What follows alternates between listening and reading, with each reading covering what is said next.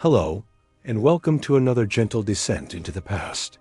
Tonight, we'll open the doors to a world once lost, now rediscovered through quiet storytelling. Perhaps you're lying still beneath the covers, or letting the last hours of the day melt away. Either way, I'm honored to have you here. Let me know in the comments where you're tuning in from. Are we continents apart, or just a few time zones away? Both listening as the stars come out. If you enjoy resting to soft-spoken tales and thoughtful history, be sure to subscribe. There's so much more to uncover together. A medieval mind approached law differently than we do today. Where we seek consistency and precedent, they often relied on tradition, divine judgment, and what we might charitably call creative problem-solving. Laws were not merely rules to be followed, but reflections of deeply held beliefs about morality, social order, and the very nature of truth itself. Consider the peculiar case of animal trials, a legal tradition that flourished across medieval Europe for several centuries. Yes, you heard correctly. Animals could be put on trial, complete with legal representation, formal proceedings, and even appeals. In 1386, a pig in Falaise, France, was tried and executed for killing an infant. The pig was dressed in human clothing for the execution, as if to emphasize its moral culpability. This was not an isolated incident, but part of a broader legal framework that held animals accountable for their actions in ways that seem almost fantastical to us now. These animal trials were not mere curiosities, but reflected deep-seated beliefs about justice and moral order.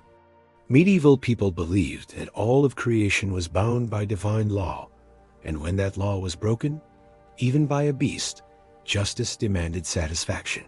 Pigs that killed children, bulls that gored farmers, and even insects that destroyed crops could find themselves defendants in formal legal proceedings. The legal representation provided to these animal defendants was often surprisingly thorough. In 1750, a female donkey was tried for bestiality alongside her human accomplice in France. The donkey's defense attorney argued successfully that she had been an unwilling participant, and she was acquitted while the man was executed. Witnesses even testified to the donkey's good character and previous virtuous behavior. But animals were not the only unexpected defendants in medieval courts. Inanimate objects, too, could find themselves on trial. If a sword killed someone, the weapon itself might be tried and banished from the realm. Bells that had rung during violent storms were sometimes put on trial for their role in summoning destructive weather. Trees that had fallen and killed passers-by could be formally prosecuted and sentenced to be cut down and removed. These object trials reflected a worldview where the boundaries between the animate and inanimate, the moral and amoral, were far more fluid than our modern understanding would suggest. Every element of creation was seen as part of a grand moral order, and when that order was disrupted, the law stepped in to restore balance. The concept of trial by ordeal added another layer of strangeness to medieval justice. These were legal procedures designed to determine guilt or innocence through divine intervention. The underlying belief was that God would not allow an innocent person to suffer harm during these tests, making them a form of supernatural lie detector. The trial by hot iron was one such ordeal. The accused would be required to carry a piece of red-hot iron for a specified distance, usually 9 paces. Their hand would then be bandaged and examined after 3 days. If the wound was healing cleanly, they were declared innocent. If it showed signs of infection or poor healing, guilt was assumed. Trial by cold water involved throwing the accused into a body of water while bound. If they floated, they were considered guilty, as the pure water was rejecting them. If they sank and drowned, they were posthumously declared innocent. This presented what we might call a significant design flaw in the justice system, as innocence could only be proven through death. Perhaps most dramatically, trial by combat allowed disputes to be settled through physical battle. This could involve the actual disputants fighting each other, or they could hire champions to fight on their behalf. The belief was that God would ensure victory for the righteous party. Interestingly, this practice was not limited to men. Women, clergy, and the elderly could all demand trial by combat, though they typically employed champions rather than fighting personally. The legal status of various professions in medieval Europe also produced some wonderfully strange laws. Executioners, for instance, occupied a peculiar position in society. While their services were essential for the functioning of the justice system, they were often considered ritually unclean and were subjected to numerous restrictions. In many German states, executioners were required to live outside town walls and could only enter the town to perform their duties. They were forbidden from touching food in markets, as their touch was believed to contaminate goods. Interestingly, executioners often supplemented their income by working as healers and veterinarians. Their intimate knowledge of anatomy, gained through their primary profession, made them surprisingly effective medical practitioners. This created the paradoxical situation where the same person might take a life in the morning and save one in the afternoon. The legal treatment of debt in medieval Europe produced some particularly inventive solutions. In parts of medieval France, a debtor who could not pay might be required to sit naked in the town square while crying out their shame to all who passed. This public humiliation was designed both as punishment and as a way to encourage charitable contributions from passers-by. Some regions developed the concept of debt inheritance in ways that seem almost surreal today. In certain parts of medieval Germany, unpaid debts could be inherited by the debtor's children, but only if they had been present when the debt was incurred. This led to the strange practice of excluding children from important financial discussions to protect them from future liability. The regulation of markets and trade produced its own category of unusual laws. In medieval London, the punishment for selling bad food was often poetic justice taken to extremes. Bakers who sold underweight bread might be dragged through the streets on a hurdle with the offending loaf hung around their necks. Brewers who watered down their ale could be forced to drink only their own inferior product for a specified period. The medieval understanding of property rights also led to some fascinating legal concepts. The doctrine of treasure trove held that any valuable object found buried in the ground belonged to the crown, based on the assumption that it had been hidden with the intention of retrieval.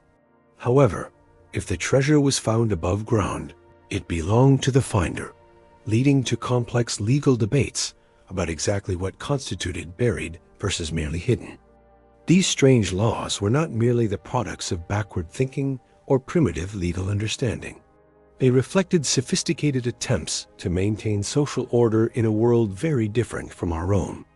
Medieval society faced challenges we can barely imagine: constant warfare, devastating plagues, economic uncertainty, and the ever-present threat of famine. In such a world, laws needed to be more than mere rules. They needed to be mechanisms for preserving the delicate balance that kept communities together. The apparent strangeness of these laws often dissolves when we understand the context in which they operated. What seems bizarre to us made perfect sense to people living in a world where divine judgment was a daily reality, where community, harmony was essential for survival, and where justice needed to be both seen and felt by all members of society. As we drift deeper into the medieval world, we begin to see that these strange laws were threads in a complex tapestry of belief, tradition, and practical necessity. They tell us not just about legal systems, but about entire ways of understanding the world, human nature, and our place in the grand scheme of creation.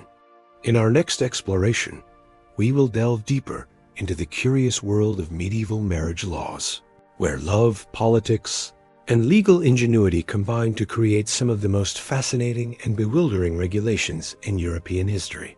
But for now, let the strange and wonderful world of medieval justice settle gently in your mind as you drift toward peaceful sleep. The medieval world was one of stark contrasts when it came to food. While kings and nobles feasted on elaborate banquets with exotic spices and multiple courses, The vast majority of people lived on the edge of starvation, their meals consisting of little more than coarse bread and thin gruel. This disparity wasn't merely about wealth. It was a reflection of an entire social system built on inequality. For the common peasant, meat was an extraordinary luxury. A family might keep a pig or a few chickens, but these animals were far too valuable to slaughter regularly. Instead, they provided eggs, milk, and the occasional offspring that could be sold for much-needed coin. When meat did appear on the peasant table, it was usually during religious festivals, or when an animal was too old or sick to serve any other purpose. Even then, every scrap was used, from organ meats to blood puddings, as nothing could be wasted in a world where the next meal was never guaranteed. The preservation of food presented another monumental challenge. Without refrigeration, medieval people had to rely on salting, smoking, drying, and fermentation to keep their food from spoiling. Salt itself was expensive and often of poor quality, filled with impurities that could make preserved meats taste terrible or even cause illness. Fish were packed in barrels with heavy salt, creating a product that bore little resemblance to fresh seafood. Vegetables were pickled in vinegar or fermented into sauerkraut, while fruits were dried into leathery strips that could last through the winter months. But perhaps the most insidious problem was the widespread adulteration of food. Unscrupulous merchants and bakers, driven by poverty and desperation, regularly cut corners to maximize their profits. Bread, the staple of the medieval diet, was often stretched with sawdust, chalk, ground acorns, or even bone meal. These additives not only made the bread less nutritious, but could also be dangerous to consume. Similarly, ale and wine were frequently watered down, leaving consumers with weak, unpalatable drinks that provided little refreshment or nutrition. The story of Agnes, a fictional but representative alewife, illustrates these challenges perfectly. Struggling to support her family after her husband's death, Agnes found herself faced with rising grain prices and dwindling customers. Desperate to make her ale last longer and increase her profits, she began watering down her brew. At first, the deception went unnoticed, but word soon spread about the weak, tasteless ale. Her once loyal customers began seeking other establishments, and Agnes' reputation was ruined. Eventually, she was forced to close her business, leaving her family in even more desperate circumstances. The authorities did attempt to regulate food quality through laws like the Assize of Bread and Ale, which set standards for weight, price, and quality. Violators could face fines, public humiliation in the pillory, or even corporal punishment. In some cases, dishonest bakers were dragged through the streets with their substandard loaf hung around their necks as a warning to others. However, enforcement was inconsistent and often ineffective, as the underlying economic pressures that drove people to adulterate their products remained unchanged. The lack of variety in the medieval diet was another source of suffering. While we today can enjoy fruits and vegetables from around the world year-round, medieval people were entirely dependent on what could be grown locally and what was in season. For most of the year, peasants subsisted on a monotonous diet of porridge made from barley, oats, or rye, accompanied by whatever vegetables they could grow in their small garden plots. Onions, leeks, and cabbages were among the hardiest crops, but these provided little in the way of essential vitamins and minerals. The seasonal nature of food availability meant that late winter and early spring were particularly difficult times. By then, the previous year's harvest would be running low, and the new crops had not yet matured. This period, known as the Hunger Gap, was when malnutrition was most severe and death rates highest. Children born during these lean months often suffered from stunted growth and weakened immune systems that would affect them for the rest of their lives. Spices, which we now take for granted, were among the most precious commodities in medieval Europe. Pepper, cinnamon, cloves, and nutmeg had to be transported over vast distances along dangerous trade routes, making them extraordinarily expensive. A pound of nutmeg in the 11th century could cost as much as 7 oxen, putting it far beyond the reach of ordinary people. For the wealthy, spices were not just flavoring agents, but symbols of status and power, displayed as prominently as jewels or fine clothing. The contrast between rich and poor was perhaps nowhere more evident than in the royal feast. These elaborate affairs were designed not just to feed the nobility, but to demonstrate their wealth and power. Tables groaned under the weight of roasted peacocks, swans, and other exotic birds, their feathers carefully replaced after cooking to create stunning visual displays. Sugar sculptures, called subtleties, depicted scenes from mythology or heraldic symbols, while servants paraded dishes through the hall with great ceremony. Yet even these magnificent feasts came with their own dangers. Without understanding of food safety, even the wealthy were vulnerable to food poisoning and other ailments. The death of King John of England in 1216, attributed to consuming spoiled peaches, serves as a reminder that in the medieval world, every meal was potentially hazardous. The king had been traveling through the countryside when he stopped at an abbey and indulged in what he thought was a harmless treat. Within days, he was dead from what modern historians believe was severe food poisoning. The unsanitary conditions of medieval life compounded these food safety issues. Peasant families often shared their single-room dwellings with their livestock, as the animals provided warmth during the cold winter months. However, this arrangement meant that animal waste, insects, and vermin were constant presences in the home. Food was prepared and consumed in these same spaces, with contamination almost inevitable. In medieval cities, the situation was even worse. Narrow, winding streets were filled with garbage, human waste, and the refuse from various trades and industries. The lack of proper sewage systems meant that waste often contaminated water sources, making even drinking water dangerous. The Thames in London, for example, served simultaneously as the city's primary water source and its main sewer, a situation that contributed to frequent outbreaks of cholera, typhoid, and other waterborne diseases. The Catholic Church added another layer of complexity to medieval food culture through its extensive fasting requirements. During Lent, the 40-day period before Easter, the faithful were expected to abstain from meat, dairy products, and eggs. For the wealthy, this meant substituting fish and other alternatives. But for the poor, it often meant simply going without. Wednesdays, Fridays, and Saturdays were also designated as meatless days throughout the year, further restricting an already limited diet. While the Church's intentions may have been spiritual, the practical effect of these restrictions was often to worsen the nutritional status of people who were already malnourished. The story of John and Matilda, a fictional peasant couple, illustrates this dilemma.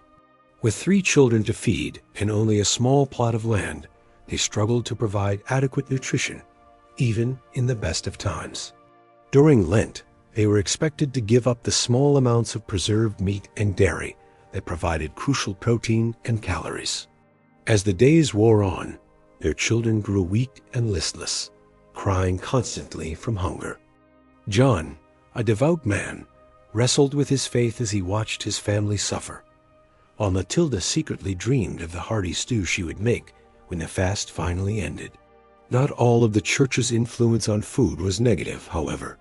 Monasteries and abbeys, with their extensive land holdings and well-organized communities, often served as centers of agricultural innovation. Monks pioneered new techniques in crop rotation, irrigation, and animal husbandry that gradually improved food production. They also served as sources of charity, distributing bread and ale to the hungry and providing shelter for travelers and pilgrims. The story of St. Hildegard of Bingen exemplifies the positive aspects of the Church's relationship with food. Born into a noble family in 12th century Germany, Hildegard became an abbess and was renowned for her knowledge of herbal medicine and nutrition. She wrote extensively about the properties of different grains and foods, advocating for spelt as a healthier alternative to common wheat. Under her guidance, the nuns at her abbey produced high-quality bread that was distributed to the sick and poor in the surrounding community. Hildegard's holistic approach to nutrition, which emphasized the connection between food and health, was remarkably prescient and would not be fully appreciated until modern times. The Great Famine of 1315 to 1322 represents perhaps the darkest chapter in medieval food history. A catastrophic combination of climate change, crop failures, and political instability plunged much of Europe into 7 years of starvation and misery. Contemporary chronicles paint a horrifying picture of the suffering endured by ordinary people. The Flemish chronicler William of Nangus wrote that men ate dogs, horses, cats, and other unclean things, while other accounts describe people resorting to cannibalism in their desperation. The famine hit different regions with varying severity, but nowhere was spared entirely. In some areas of the Low Countries in Scandinavia, mortality rates reached 10 to 25% of the population. The German city of Erfurt saw an average of 16 deaths per day during the worst years, compared to just 2 per day in normal times. The psychological impact of the famine was as devastating as the physical toll, creating a generation scarred by the memory of extreme hunger and loss. Even in normal times, the threat of food scarcity was never far away. A single failed harvest could spell disaster for entire communities, and peasant families lived in constant fear of the next crisis. This precarious existence shaped every aspect of medieval life, from marriage and family planning to religious beliefs and social structures. People developed elaborate strategies for coping with scarcity, from complex systems of mutual aid to detailed knowledge of wild plants and alternative food sources. The contrast between medieval food culture and our modern abundance is striking. Today, we can walk into a supermarket and find fruits from South America, spices from Asia, and vegetables from around the world, all neatly packaged and ready to eat. We have access to a variety of foods that would have been unimaginable to even the wealthiest medieval nobles. Our understanding of nutrition, food safety, and preservation has transformed eating from a daily struggle into a source of pleasure and nourishment. Yet, this abundance comes with its own challenges. We grapple with issues of food waste, environmental sustainability, and diet-related health problems that were unknown in the medieval world. The global food system that provides us with such variety also creates new forms of inequality and environmental degradation. Perhaps there are lessons to be learned from our medieval ancestors about the value of local, seasonal eating and the importance of not taking food for granted. The story of medieval food is ultimately a story of human resilience and ingenuity in the face of enormous challenges. Despite the constant threats of hunger, disease, and adulteration, people found ways to survive and even create moments of joy and celebration around food. They developed preservation techniques that are still used today, created dishes that evolved into modern cuisines, and established traditions of hospitality and sharing that continue to shape our culture. As we reflect on this distant past, we gain a deeper appreciation for the progress we have made and the privileges we enjoy. The simple act of opening a refrigerator or visiting a grocery store represents centuries of advancement in agriculture, technology, and social organization. At the same time, the medieval experience reminds us of our fundamental dependence on food and the importance of ensuring that everyone has access to adequate nutrition. The legacy of medieval food culture lives on in many ways. Traditional preservation methods like smoking and fermentation have experienced a renaissance among modern cooks seeking authentic flavors and sustainable practices. The seasonal rhythms that once dictated medieval diets are being rediscovered by those promoting local and sustainable agriculture. Even the elaborate feasts of the nobility have their modern counterparts in the fine dining establishments that turn meals into theatrical experiences. Perhaps most importantly, the medieval experience teaches us about the deep connections between food, community, and survival. In a world where hunger was a constant threat Sharing food became one of the most fundamental expressions of human compassion and solidarity. The communal meals that marked religious festivals and life transitions were not just celebrations, but affirmations of social bonds and mutual support. As we drift off to sleep in our modern world of abundance, we can remember the countless generations who struggled to fill their bellies with whatever meager sustenance they could find. Their perseverance in the face of such hardship reminds us of the resilience of the human spirit and the importance of gratitude for the simple blessings we often take for granted. In honoring their memory, we commit ourselves to building a world where no one needs to suffer the pangs of hunger that defined so much of human history. As the candlelit shadows danced across the stone walls of medieval castles, a stark culinary divide defined the era. While nobles feasted on exotic delicacies and sumptuous banquets, the vast majority of medieval Europeans faced a daily struggle for sustenance that would horrify modern sensibilities. The scarcity of spices created one of the most glaring differences between rich and poor. While a pound of nutmeg in the 11th century cost as much as 7 fattened oxen, peasants made do with whatever meager seasonings they could find. Garlic, mustard, and vinegar became their primary weapons against the relentless blandness of their daily fare. The absence of reliable preservation methods meant fresh produce remained seasonal luxuries, leaving most to subsist on monotonous grains and whatever hardy vegetables could survive the harsh climate. Meat consumption revealed perhaps the starkest inequality. A prosperous peasant family might slaughter their pig only once a year, usually at Christmas, while nobles gorged themselves on elaborate dishes featuring exotic game. When meat did grace the peasant table, it often came in forms that would turn modern stomachs. Organ meats, blood puddings, and cuts from animals too old or sick for other purposes. Fish offered some relief for those near water sources, but even this was typically preserved through heavy salting, creating a far cry from the delicate preparations we know today.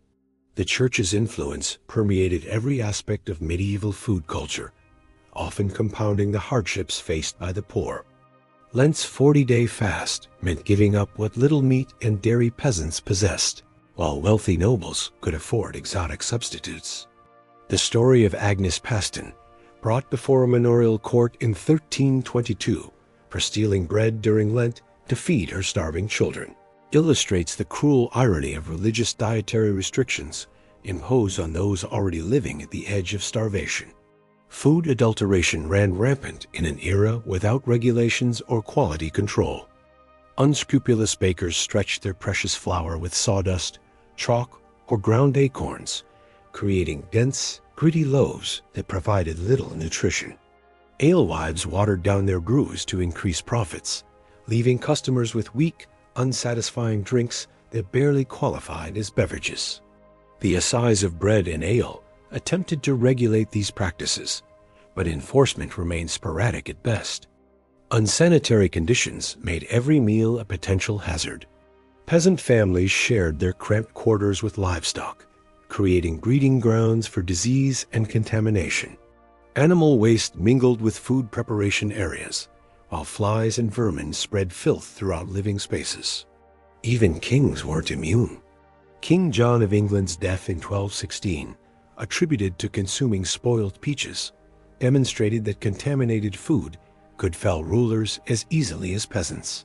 The Great Famine of 1315 to 1322 revealed the precarious nature of medieval food security. 7 years of crop failures plunged Europe into starvation so severe that chroniclers reported cannibalism and people eating grass, bark, and even their own children. Mortality rates reached 25% in some regions, with cities like Erfurt averaging 16 deaths per day compared to 2 in normal times. Despite these overwhelming challenges, medieval people demonstrated remarkable resilience and ingenuity. They developed sophisticated preservation techniques through salting, smoking, and fermentation. Women, who bore primary responsibility for feeding their families, created folk traditions of pickling and foraging that sustained communities through lean times. Monasteries served as centers of agricultural innovation and charitable food distribution, offering some relief to the desperate. The rare medieval feast provided a stunning contrast to daily reality. Royal banquets featured dozens of elaborate dishes, roasted peacocks, sugar sculptures, and delicacies flavored with precious spices. These displays of culinary opulence served not just as entertainment, but as powerful demonstrations of wealth and status, reminding all present of the vast gulf between the privileged few and the struggling masses. Perhaps most remarkably, medieval people found ways to create meaning and community around food despite its scarcity. Harvest festivals brought villages together in celebration of successful crops. Wedding feasts, however modest, marked life's milestones with shared meals. Even the humblest pottage became an opportunity for families to gather around the hearth, telling stories and maintaining bonds that sustained them through hardship. The legacy of medieval food culture reminds us of both human vulnerability and resilience. In an age where we can access flavors from around the globe with unprecedented ease and safety, it's worth remembering those who found joy and sustenance in the simplest of meals. Their struggles and ingenuity laid the foundations for the abundance we now enjoy, teaching us never to take for granted the basic human right to nourishment and the profound satisfaction of sharing food with those we love. As we drift off to sleep with full bellies and endless choices at our fingertips, we can honor their memory by appreciating the remarkable journey that brought us from medieval scarcity to modern plenty. In every bite we take, we taste the hard-won progress of countless generations who transformed necessity into the art of cuisine, ensuring that future generations might know abundance where they knew only want.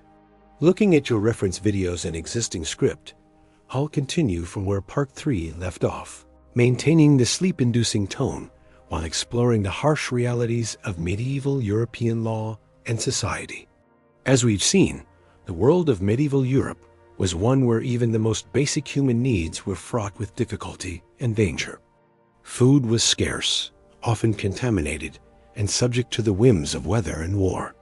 But perhaps even more challenging than securing one's next meal was navigating the complex and often brutal system of justice that governed daily life. The laws of medieval Europe were a patchwork of traditions, customs, and edicts that varied dramatically from one region to another, creating a landscape where justice was anything but certain.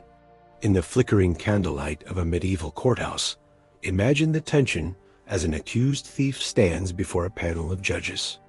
The evidence against him is circumstantial at best, yet the consequences of a guilty verdict could mean the loss of a hand, an eye, or even his life.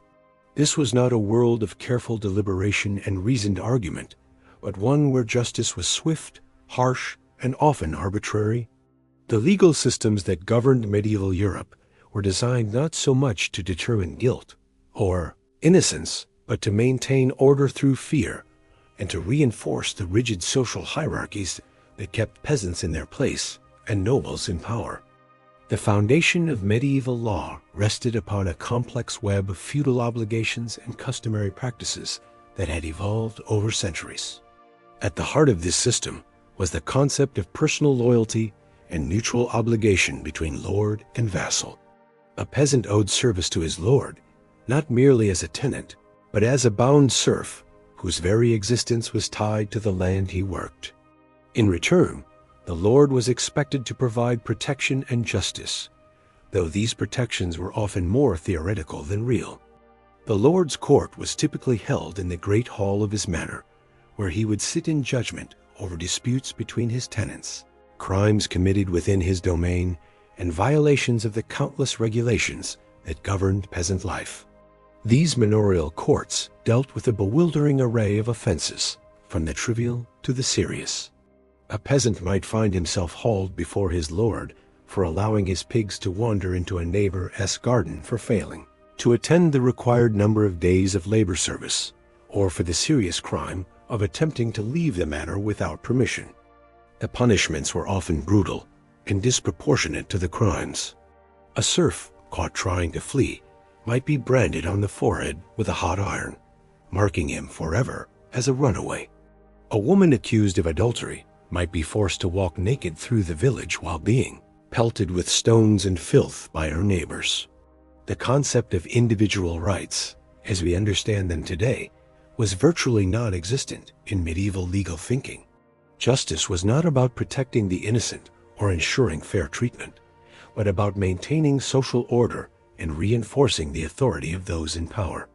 The idea that all people might be equal before the law would have been laughable to a medieval lord who saw himself as inherently superior to the peasants who worked his land. The law existed to serve the interests of the ruling class, and any benefits that might trickle down to the common people were incidental at best. Perhaps nowhere was this inequality more apparent than in the realm of criminal justice. When a crime was committed, the response of the authorities depended heavily on the social status of both the perpetrator and the victim. If a peasant stole a loaf of bread from a nobleman's table, he might face hanging or mutilation. But if a nobleman killed a peasant in a fit of rage, he might escape with nothing more than a fine paid to the victim's family. The wealthy could often purchase their way out of legal troubles through bribes, political connections, or by claiming benefit of clergy, a legal loophole that allowed those who could read Latin to be tried in ecclesiastical rather than secular courts, where punishments were typically less severe.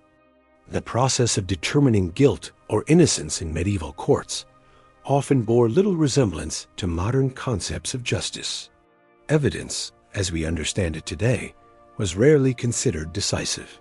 Instead, medieval justice relied heavily on supernatural intervention and divine judgment to reveal the truth.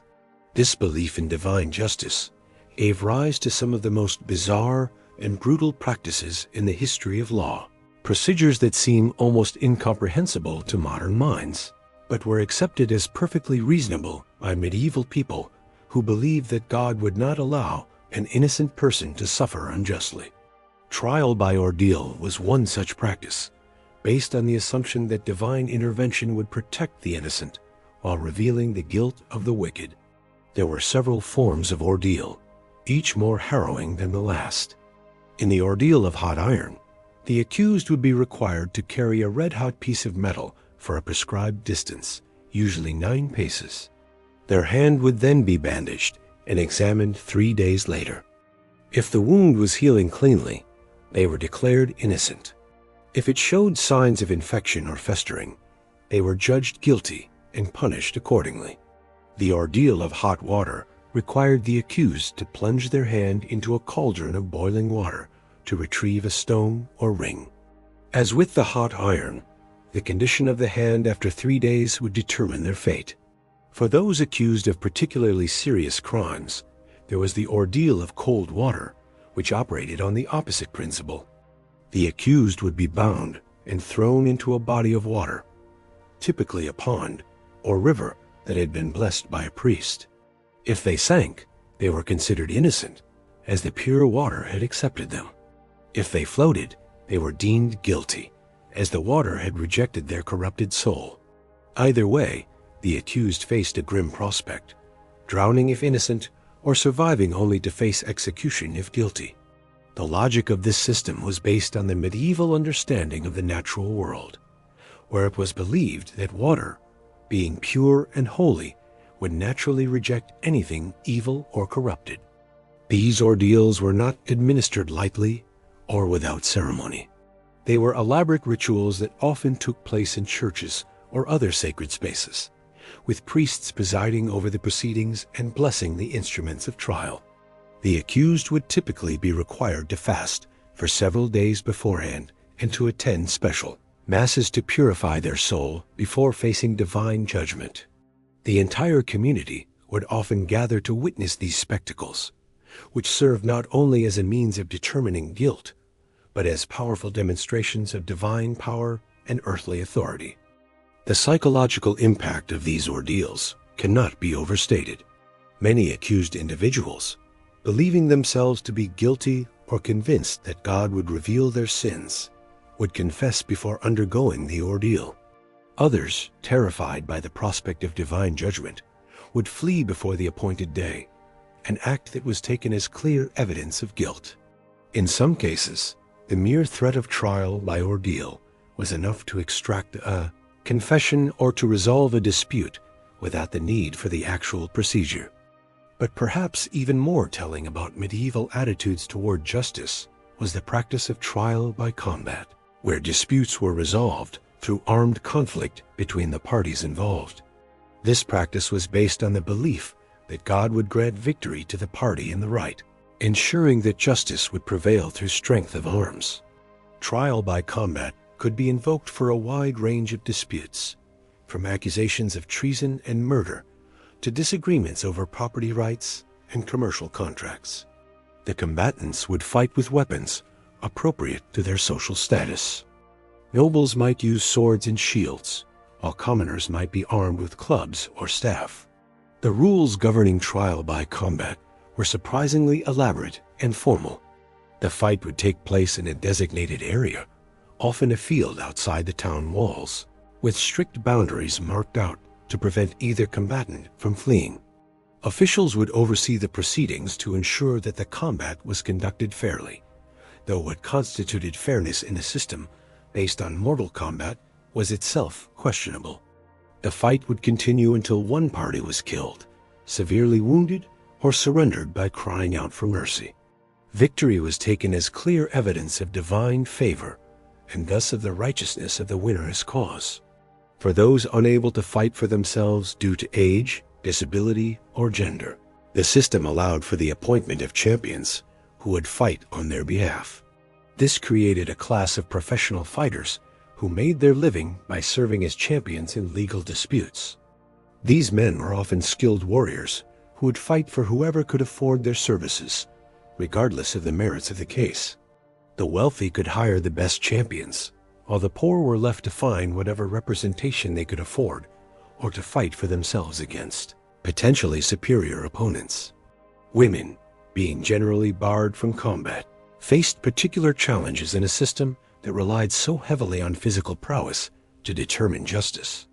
They could appoint male champions to fight for them, but this put them at the mercy of men who might not be entirely committed to their cause. In some cases, women were allowed to fight against male accusers, but under conditions that were heavily stacked against them. A woman accused of killing her husband, for example, might be required to fight while standing in a pit up to her waist with one arm tied behind her back, while her male opponent fought with full mobility and weaponry.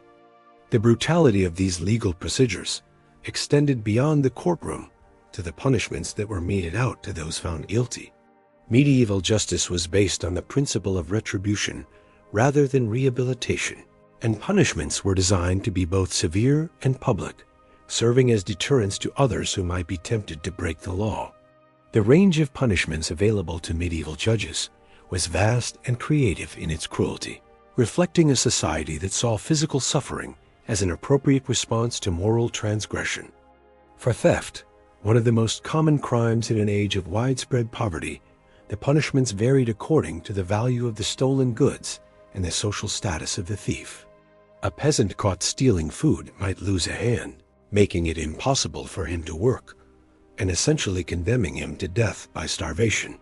A repeat offender might face hanging, while someone caught stealing from a church could be sentenced to having their eyes put out or their tongue cut off.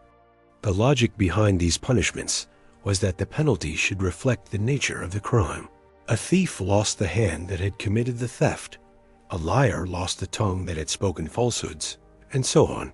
Public executions were elaborate spectacles that drew crowds from miles around, combining entertainment with moral instruction in a way that seems grotesque to modern sensibilities.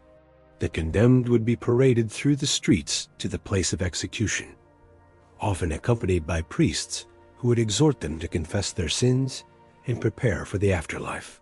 The methods of execution varied widely and were often chosen to reflect the severity of the crime or the social status of the condemned. Nobles might be granted the privilege of beheading, considered a quick and honorable death, while commoners faced hanging, which was seen as more degrading but equally final. For the most serious crimes, however, medieval justice demanded punishments that went far beyond simple death. Traitors might be hanged, drawn, and quartered, a process that began with the condemned being dragged through the streets on a hurdle, then hanged until nearly dead, disemboweled while still alive, and finally cut into quarters that would be displayed in prominent locations as a warning to others. Heretics and witches faced burning at the stake, a punishment that was believed to purify their souls through fire, while serving as a dramatic demonstration of the fate that awaited those who defied religious authority. Women who committed certain crimes faced punishments that reflected medieval attitudes toward gender and morality. A woman who killed her husband might be burned alive, as this crime was seen as a form of treason against the natural order that placed husbands in authority over their wives. Prostitutes might be forced to wear distinctive clothing or have their heads shaved as marks of shame, while women accused of being scolds or shrews might be subjected to the ducking stool strapped to a chair and repeatedly dunked in a pond or river until they promised to mend their ways. The application of these punishments was far from consistent, however, and the wealthy and well-connected often found ways to escape the full force of medieval justice. The benefit of clergy allowed those who could demonstrate literacy to claim the right to be tried in church courts, where punishments were typically less severe. Sanctuary laws permitted criminals to claim protection in churches, where they could remain safe from secular authorities for a prescribed period. Wealthy defendants could often negotiate compositions, monetary payments that would substitute for physical punishment, or they could simply flee to other jurisdictions where their crimes were unknown. This system of justice, brutal and arbitrary as it was, served important functions in medieval society beyond simply punishing wrongdoers. Public punishments reinforced social hierarchies by demonstrating the power of the authorities and the consequences of challenging established order. They provided a form of entertainment in a world where diversions were few and far between. Most importantly, they created a climate of fear that helped to maintain control over a population that vastly outnumbered their rulers and had little to lose by rebellion. The legal systems of medieval Europe also reflected the fragmented nature of political authority during this period. A person traveling from one region to another might find themselves subject to completely different laws and customs, creating a confusing patchwork of jurisdictions and legal traditions. Canon law, derived from church teachings and papal decrees, governed matters relating to marriage, morality, and religious observance. Roman law, preserved in the legal codes of the ancient empire, influenced the development of legal systems in many parts of Europe. Germanic tribal laws, passed down through oral tradition and gradually codified, governed many aspects of daily life in regions that had been settled by barbarian tribes. Local customs and traditions added another layer of complexity to this legal maze. What was considered a crime in one village might be perfectly acceptable in another. Marriage customs, property rights, and commercial practices all varied from place to place, creating endless opportunities for confusion and conflict. A merchant traveling from town to town had to be familiar with the specific laws and customs of each place he visited, as ignorance of local law was rarely accepted as an excuse for transgression. The church played a particularly important role in medieval legal systems, not only through its own canon law, but through its influence on secular courts and its provision of educated clerks who could read and write legal documents. Many medieval laws were designed to enforce Christian morality and to support the authority of the church. Blasphemy, heresy, and failure to attend Mass were serious crimes that could result in severe punishment. The church has extensive land holdings, and its role as a major economic and political power meant that ecclesiastical courts often had jurisdiction over matters that would be considered purely secular today. As we consider these harsh realities of medieval justice, it becomes clear that the legal systems of this period were shaped by fundamentally different assumptions about human nature, divine will, and social order than those that govern modern societies. The idea that justice should be impartial, that punishment should fit the crime, or that all people should be equal before the law were foreign concepts in a world where social hierarchy was seen as divinely ordained and where the primary purpose of law was to maintain order rather than to protect individual rights. The legacy of these medieval legal systems can still be seen in many aspects of modern law, from the adversarial nature of court proceedings to the use of juries to determine guilt or innocence. But the evolution from the brutal and arbitrary justice of the Middle Ages to the more humane and rational legal systems of today has been a long and gradual process marked by countless struggles for reform and recognition of human dignity. As we drift deeper into sleep, let these images of medieval justice fade into the background of our consciousness, the harsh realities of life in an age where might be made right, where divine judgment was sought through trial by fire and water, and where public executions serve as both entertainment and moral instruction. These were the foundations upon which our modern world was built, the dark soil from which grew the ideas of human rights, due process, and equal justice under law that we now take for granted. Rest easy knowing that, while the struggles of our medieval ancestors were real and often brutal, they also laid the groundwork for the more just and humane societies we inhabit today. Their suffering was not in vain, for it taught humanity hard lessons about the importance of fairness, compassion, and the rule of law. And in their stories of endurance in the face of arbitrary power and cruel justice, we find inspiration for our own ongoing efforts to create a world where all people can live with dignity and hope. The life of a peasant in medieval Scotland was marked by the constant struggle against both human oppression and the unforgiving forces of nature. While clan warfare raged overhead and English armies periodically swept across the border, bringing devastation, the common folk faced their own daily battles that were no less dire for being mundane. Consider the plight of Hamish MacLeod, a crofter working a small strip of land on the estates of his clan chief. Each morning before dawn, he would wake to the sound of his wife, Marbet, grinding oats for the day's porridge, the rhythmic scraping of stone against stone, a familiar soundtrack to their existence. Their single-room dwelling, shared with a cow and several chickens for warmth, was perpetually damp from the highland mists that seemed to seep through every crack in the stone walls. The soil Hamish worked was thin and rocky, grudgingly yielding crops of oats and barley that formed the backbone of their diet. A good harvest might see the family through the winter months, but a poor one meant watching their children's faces grow gaunt with hunger as the stores dwindled. The specter of famine was never far away, and when it struck, entire communities could be reduced to eating grass, bark, and whatever roots they could dig from the frozen ground. Even in times of relative plenty, the quality of food available to peasants like Hamish was poor by any standard. Bread was often made from inferior grains, mixed with whatever fillers could be found: ground acorns, peas, or even sawdust when times were particularly desperate. The resulting loaves were dense, gritty affairs that could break teeth and provided little nourishment. Meat was a rare luxury, perhaps a bit of salted pork at Christmas, or when an animal died of natural causes. The preparation and storage of food presented constant challenges in an age without refrigeration or proper preservation techniques. Grain had to be carefully protected from rats and moisture, yet storage facilities were primitive at best.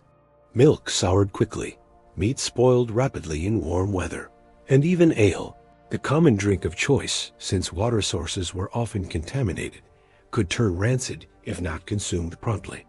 The very act of eating was fraught with danger in ways that would be unimaginable today.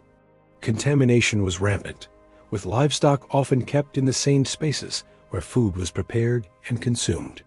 Flies buzzed constantly between animal waste and cooking pots, while vermin scurried through grain stores and kitchen areas. Food poisoning was common, and even nobles were not immune. King John of England himself died in 1216 after consuming spoiled peaches. Adding to these hardships were the religious restrictions imposed by the Catholic Church. during Lent, and on designated fast days throughout the year. Even the meager protein sources available to peasants were forbidden for families already subsisting on the edge of starvation. These additional dietary restrictions could push them over the brink. Margaret MacLeod would watch helplessly as her children grew weaker during the 40 days of Lent, knowing that their few precious eggs and strips of dried fish must be put away in observance of church law. The unscrupulous practices of food producers added another layer of misery to peasant life. Bakers regularly adulterated their bread with salt, chalk, or ground bones to stretch their supplies. Alewives watered down their brews to increase profits, leaving their customers with weak, unsatisfying drinks that provided little of the nutrition and calories they desperately needed. While laws existed to prevent such practices, enforcement was sporadic and often ineffective. Perhaps most tragic was the stark inequality that defined medieval Scottish society. While peasants like Hamish and Margaret's scraped together meals of thin porridge and stale bread, the halls of their clan chiefs groaned under the weight of elaborate feasts. Roasted meats, exotic spices, fine wines, and delicate pastries graced the tables of the nobility, who consumed more in a single meal than a peasant family might see in a month. This disparity was not merely about quantity, but about the very nature of the food itself.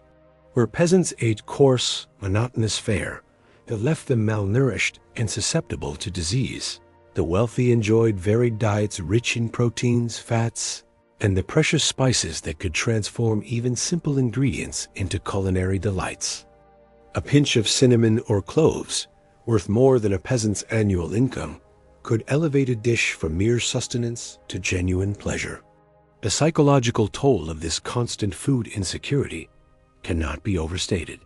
The knowledge that one's next meal was never guaranteed, that a failed harvest or a clan raid could mean starvation, created a perpetual state of anxiety that permeated every aspect of life. Parents went to bed hungry so their children could eat, and even then, often had to watch helplessly as malnutrition stunted their offspring's growth and left them vulnerable to disease. Yet, even in the face of such hardship, the human spirit endured. Peasant women like Margaret MacLeod developed remarkable ingenuity in making the most of limited resources. They learned to identify edible wild plants, to preserve what little meat came their way through salting and smoking, and to stretch meager supplies through careful rationing and creative cooking. Community bonds were strengthened by shared adversity, with neighbors helping neighbors through the worst times and celebrating together when fortune smiled upon them. The seasonal rhythms of agricultural life provided some structure and hope amid the uncertainty. The arrival of spring brought the promise of new growth, while harvest time offered the possibility of abundance, however temporary. Even the humblest peasant could take pride in a well-tended garden or a successful batch of ale, finding moments of satisfaction in work well done, despite the harsh circumstances.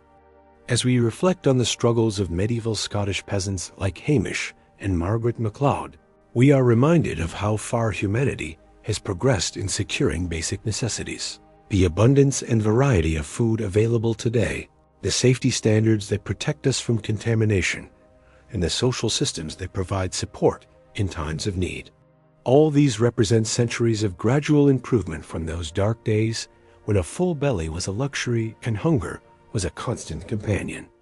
Their story serves as both a sobering reminder of the hardships our ancestors endured and a testament to the resilience of the human spirit in the face of seemingly insurmountable challenges. In their daily struggles for survival, we see reflected the fundamental dignity of ordinary people who, despite having so little, found ways to create meaning, community, and hope in their lives. Looking at your script summary and the reference materials, I'll continue from where you left off, focusing on the social divides and legal structures that shaped medieval European society. Here's part 6. As we've witnessed the harsh realities of medieval life unfold before us, from the brutal justice system to the constant struggle for sustenance, we begin to see how these hardships carve deep divisions into the very fabric of society. The strange laws we've explored were not merely quirks of a bygone era, but tools that reinforced a rigid hierarchy where one as birth determined one as fate with merciless precision. Picture, if you will, a world where the accident of your birth could sentence you to a lifetime of backbreaking labor, while others enjoyed lives of leisure and abundance, simply because they emerged from the right womb. This was the reality of medieval Europe, where society was stratified into three distinct orders, each as separate as oil and water, yet bound together by invisible chains of obligation and dependence. At the pinnacle of this pyramid sat the nobility, those who fought and ruled. These were the lords and ladies who lived in stone castles that pierced the sky like monuments to power. Their days were filled with courtly pursuits, elaborate ceremonies, and the intricate dance of politics. They wore silk and velvet, dined on exotic delicacies, and spoke in refined tongues that marked them as clearly as any coat of arms. For them, the strange laws we've encountered were tools of control, weapons to be wielded against those beneath them. Below them, yet still elevated above the masses, stood the clergy, those who prayed. These men and women of God possessed a different kind of power, one that claimed dominion over souls rather than bodies. They lived in monasteries and cathedrals, surrounded by illuminated manuscripts and sacred relics. Their influence stretched into every corner of life, from the bedroom to the marketplace, dictating not just what people believed, but how they lived, ate, and even thought. And at the base of this structure, supporting the weight of the entire edifice on their bent backs, toiled the peasantry, those who worked. These were the vast majority of Europe's population, bound to the land like trees rooted in soil, unable to move or change their station without permission from their betters. They lived in hovels of mud and thatch, their hands perpetually stained with dirt, their backs permanently curved from endless labor. The legal system we've explored served to maintain these divisions with ruthless efficiency. The very concept of justice itself was different depending on which rung of the ladder you occupied. A noble who killed a peasant might pay a fine, while a peasant who stole bread could face the gallows. The trial by combat that seems so absurd to our modern eyes made perfect sense in a world where physical prowess was seen as a divine gift, where God was believed to favor the righteous with strength and skill. Consider the tale of Sir Geoffrey de Montfort, a minor lord who found himself accused of murder by a peasant named William. The accusation was serious, the evidence compelling. Yet when the matter came before the court, it was not witnesses or physical proof that would determine guilt or innocence. Instead, the two men faced each other in a circle of packed earth, armed with sword and shield, while nobles and commoners alike gathered to watch divine justice unfold. William, though strong from years of farm labor, had never held a sword in anger. His calloused hands, so skilled with plow and scythe, fumbled with the unfamiliar weight of steel. Sir Geoffrey, trained from childhood in the arts of war, moved with the fluid grace of a born killer. The outcome was never truly in doubt. When William fell, his blood seeping into the earth he had worked all his life, the crowd nodded in satisfaction. God had spoken. Justice had been served. But this was justice only in the eyes of those who crafted the system. To the peasants watching their champion die, it was yet another reminder of their powerlessness, another demonstration that the law existed not to protect them, but to keep them in their place. The strange laws of medieval Europe were not bugs in the system. They were features carefully designed to preserve a social order that benefited the few at the expense of the many. This rigid hierarchy extended beyond the courtroom into every aspect of daily life. Sumptuary laws dictated what each class could wear, ensuring that a glance was enough to determine someone's social status. A peasant caught wearing silk could be publicly whipped, while a merchant who dared to don the colors of nobility might find himself stripped of his wealth and status. These laws served as constant reminders that crossing the boundaries between classes was not just difficult. It was forbidden, The very food people ate was regulated by their station. While nobles feasted on exotic spices that cost more than a peasant's annual income, the common folk were often forbidden from hunting the game that roamed freely through their fields. Poaching a deer from the Lord's forest was not just theft. It was an assault on the natural order itself, punishable by death or mutilation. The irony was bitter. These animals might destroy a peasant's crops, leaving his family to face starvation, yet he could not touch them without risking his life. Marriage, too, was subject to the whims of the social hierarchy. Peasants could not marry without their lord's permission, and that permission often came with a price. The right to choose one's own spouse, something we consider fundamental, was a luxury reserved for those with wealth and status. Young women might find themselves wed to strangers, their bodies and futures traded like commodities in deals that served their family's interests, but ignored their own desires. Even death could not escape the grasp of social distinction. The wealthy were buried in elaborate tombs within consecrated ground, their souls sped to heaven by paid prayers and costly masses. The poor were often dumped into unmarked graves, their passage to the afterlife dependent on the charity of others. In a world where the promise of heaven was often the only comfort available to the suffering masses, even this final hope was rationed according to one's ability to pay. The Church, despite its teachings of equality before God, was deeply complicit in maintaining these divisions. While Christ had preached that the meek would inherit the earth, his earthly representatives seemed more interested in ensuring that the meek remained meek. Bishops lived like princes, their palaces rivaling those of secular lords, while village priests struggled to maintain their authority over congregations who often knew as much scripture as they did. The doctrine of the three orders was not merely a social convenience. It was presented as divine will. Peasants were told that their suffering was part of God's plan, that their earthly toil would be rewarded in heaven, but only if they accepted their fate without complaint. Those who questioned this arrangement were not just rebels. They were heretics, challenging the very structure that God himself had ordained. Yet, beneath the surface of this seemingly stable system, tensions simmered like water in a kettle. The same laws that maintained order also created the conditions for explosive rebellion. When people have nothing left to lose, when the law offers no protection and no hope for improvement, when justice becomes a mockery and mercy a foreign concept, desperation can transform the meekest souls into revolutionaries. The strange laws of medieval Europe were not just historical curiosities. They were the instruments of oppression, the tools by which a small elite maintained control over the vast majority of the population. They remind us that law and justice are not the same thing, that legal systems can be crafted to serve power rather than truth, and that the price of freedom is eternal vigilance against those who would use the machinery of justice to grind the powerless beneath their heels. As we drift deeper into the realm of sleep, let these medieval shadows remind us of how far we have traveled from those dark days, yet how easily we might find ourselves walking similar paths if we forget the lessons written in the blood and tears of our ancestors. The strange laws of medieval Europe were not accidents of history. They were deliberate choices.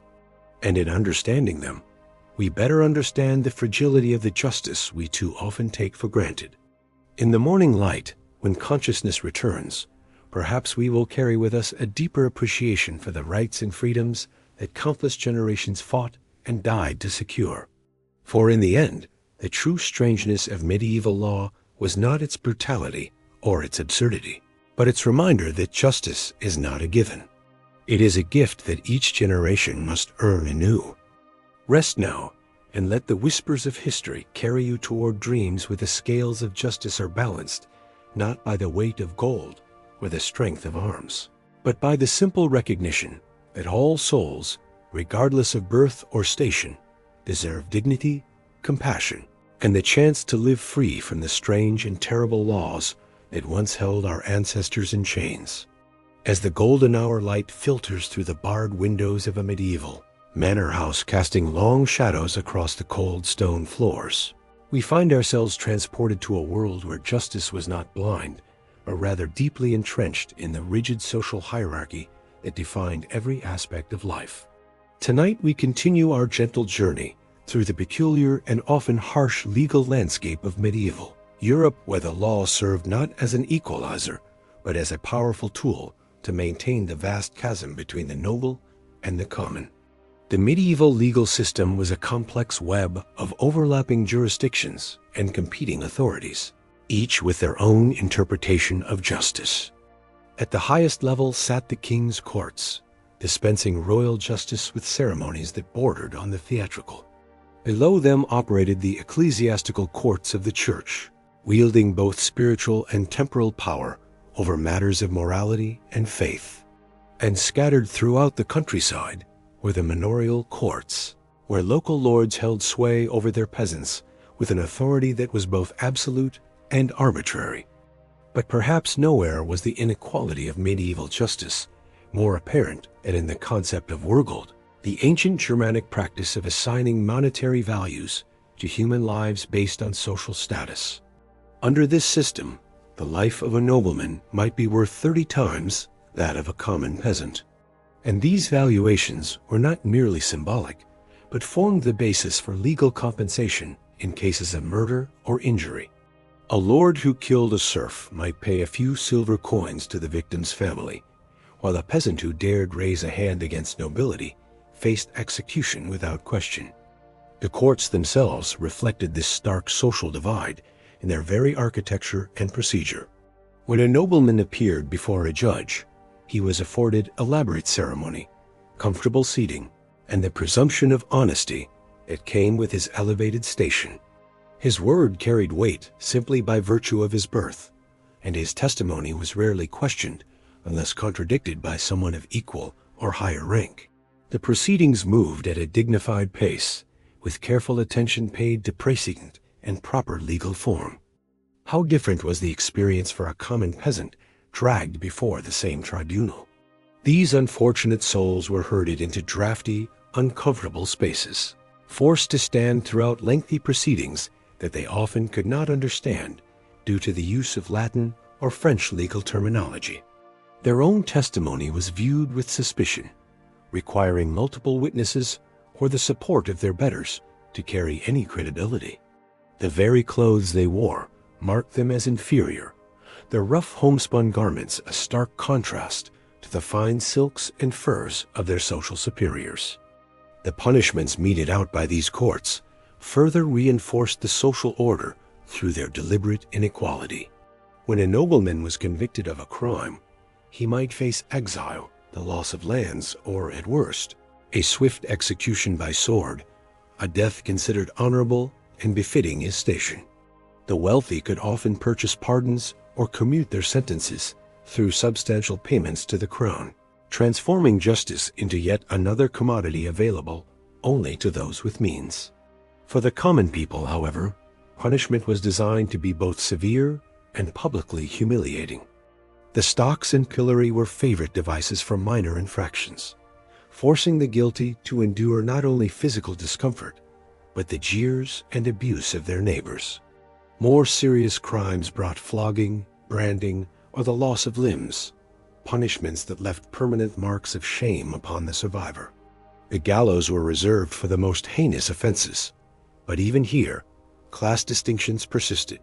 While nobles were granted the mercy of a quick death, commoners often faced the slow strangulation of hanging or the prolonged agony of more elaborate execution methods. The legal proceedings themselves were often elaborate performances designed as much to reinforce social hierarchy as to determine guilt or innocence. Trial by ordeal remained a common practice well into the medieval period, based on the belief that divine intervention would protect the innocent from harm. These ordeals took many forms, each more terrifying than the last for those forced to endure them. The ordeal of hot iron required the accused to carry a piece of red-hot metal for a prescribed distance, usually 9 steps, before having their hands bandaged and examined 3 days later. If the wounds showed signs of healing, they were declared innocent, If infection had set in, guilt was assumed. The ordeal of boiling water demanded that the accused plunge their hand into a cauldron of bubbling liquid to retrieve a stone or ring from the bottom. Again, the condition of their flesh after 3 days would determine their fate. Perhaps most chilling was the ordeal of cold water, where the accused was bound and thrown into a pond or river. If they sank, they were considered innocent, but often drowned in the process. If they floated, it was taken as proof that the water, as God's creation, had rejected them, confirming their guilt and condemning them to death. The cruel irony was that survival itself became evidence of wrongdoing. These ordeals were not applied equally across society. Nobles and clergy could often avoid them entirely through their connections and influence, or substitute monetary payments in their place. When members of the upper classes were subjected to ordeals, they were frequently allowed to nominate champions to undergo the trial on their behalf, while peasants had no such luxury and faced these terrifying tests with their own flesh and blood. The church played a particularly complex role in medieval justice, simultaneously offering sanctuary to some while condemning others to horrific fates. Ecclesiastical courts handled matters of moral transgression, heresy, and witchcraft with a zeal that often bordered on the fanatical. The Inquisition, that most dreaded of church institutions, wielded techniques of interrogation and torture that were refined to extract confessions from even the most innocent defendants. Women, particularly those of lower social standing, were especially vulnerable to accusations of witchcraft. A widow with property that neighbors coveted, a healer whose remedies seemed too effective, or simply an elderly woman with a sharp tongue might find herself dragged before church authorities on charges of consorting with devils. The trials that followed were elaborate theater, designed to confirm predetermined guilt rather than seek truth. The accused witch faced an impossible situation. If she confessed immediately, she confirmed her guilt and faced burning at the stake. If she maintained her innocence, she was subjected to increasingly severe torture until pain forced her to admit to crimes she had never committed. The methods employed were both ingenious and horrifying. The strapado, which dislocated shoulders and arms, the rack, which stretched bodies until joints separated, and the thumbscrews, which crushed fingers with excruciating precision. Even the search for evidence of witchcraft reflected the biases of the age. The famous devil's marks that inquisitors sought on accused women as bodies were often nothing more than birthmarks, scars, or moles that any person might possess. Yet, when found on a wealthy merchant's wife, such marks might be dismissed as natural imperfections, while the same blemishes on a peasant woman became irrefutable proof of supernatural corruption. The treatment of accused witches during imprisonment further demonstrated the class-based nature of medieval justice.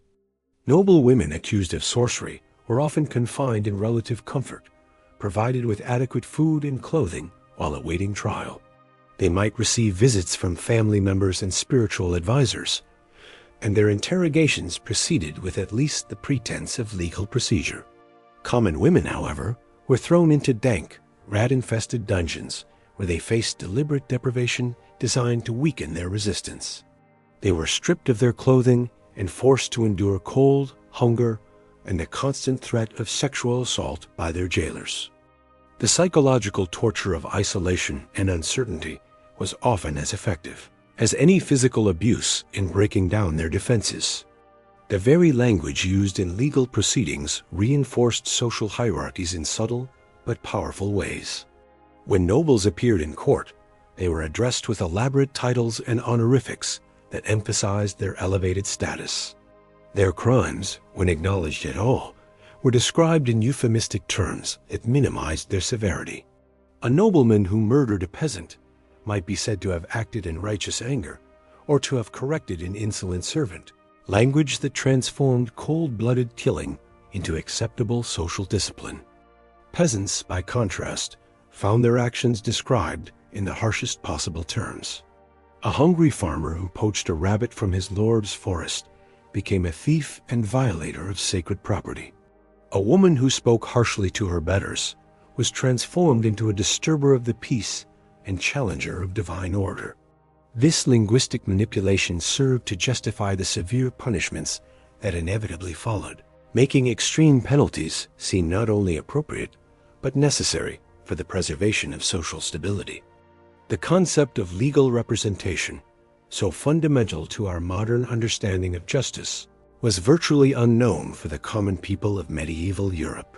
While wealthy defendants could employ learned advocates to argue their cases and navigate the complexities of legal procedure, peasants faced the intimidating machinery of justice entirely alone.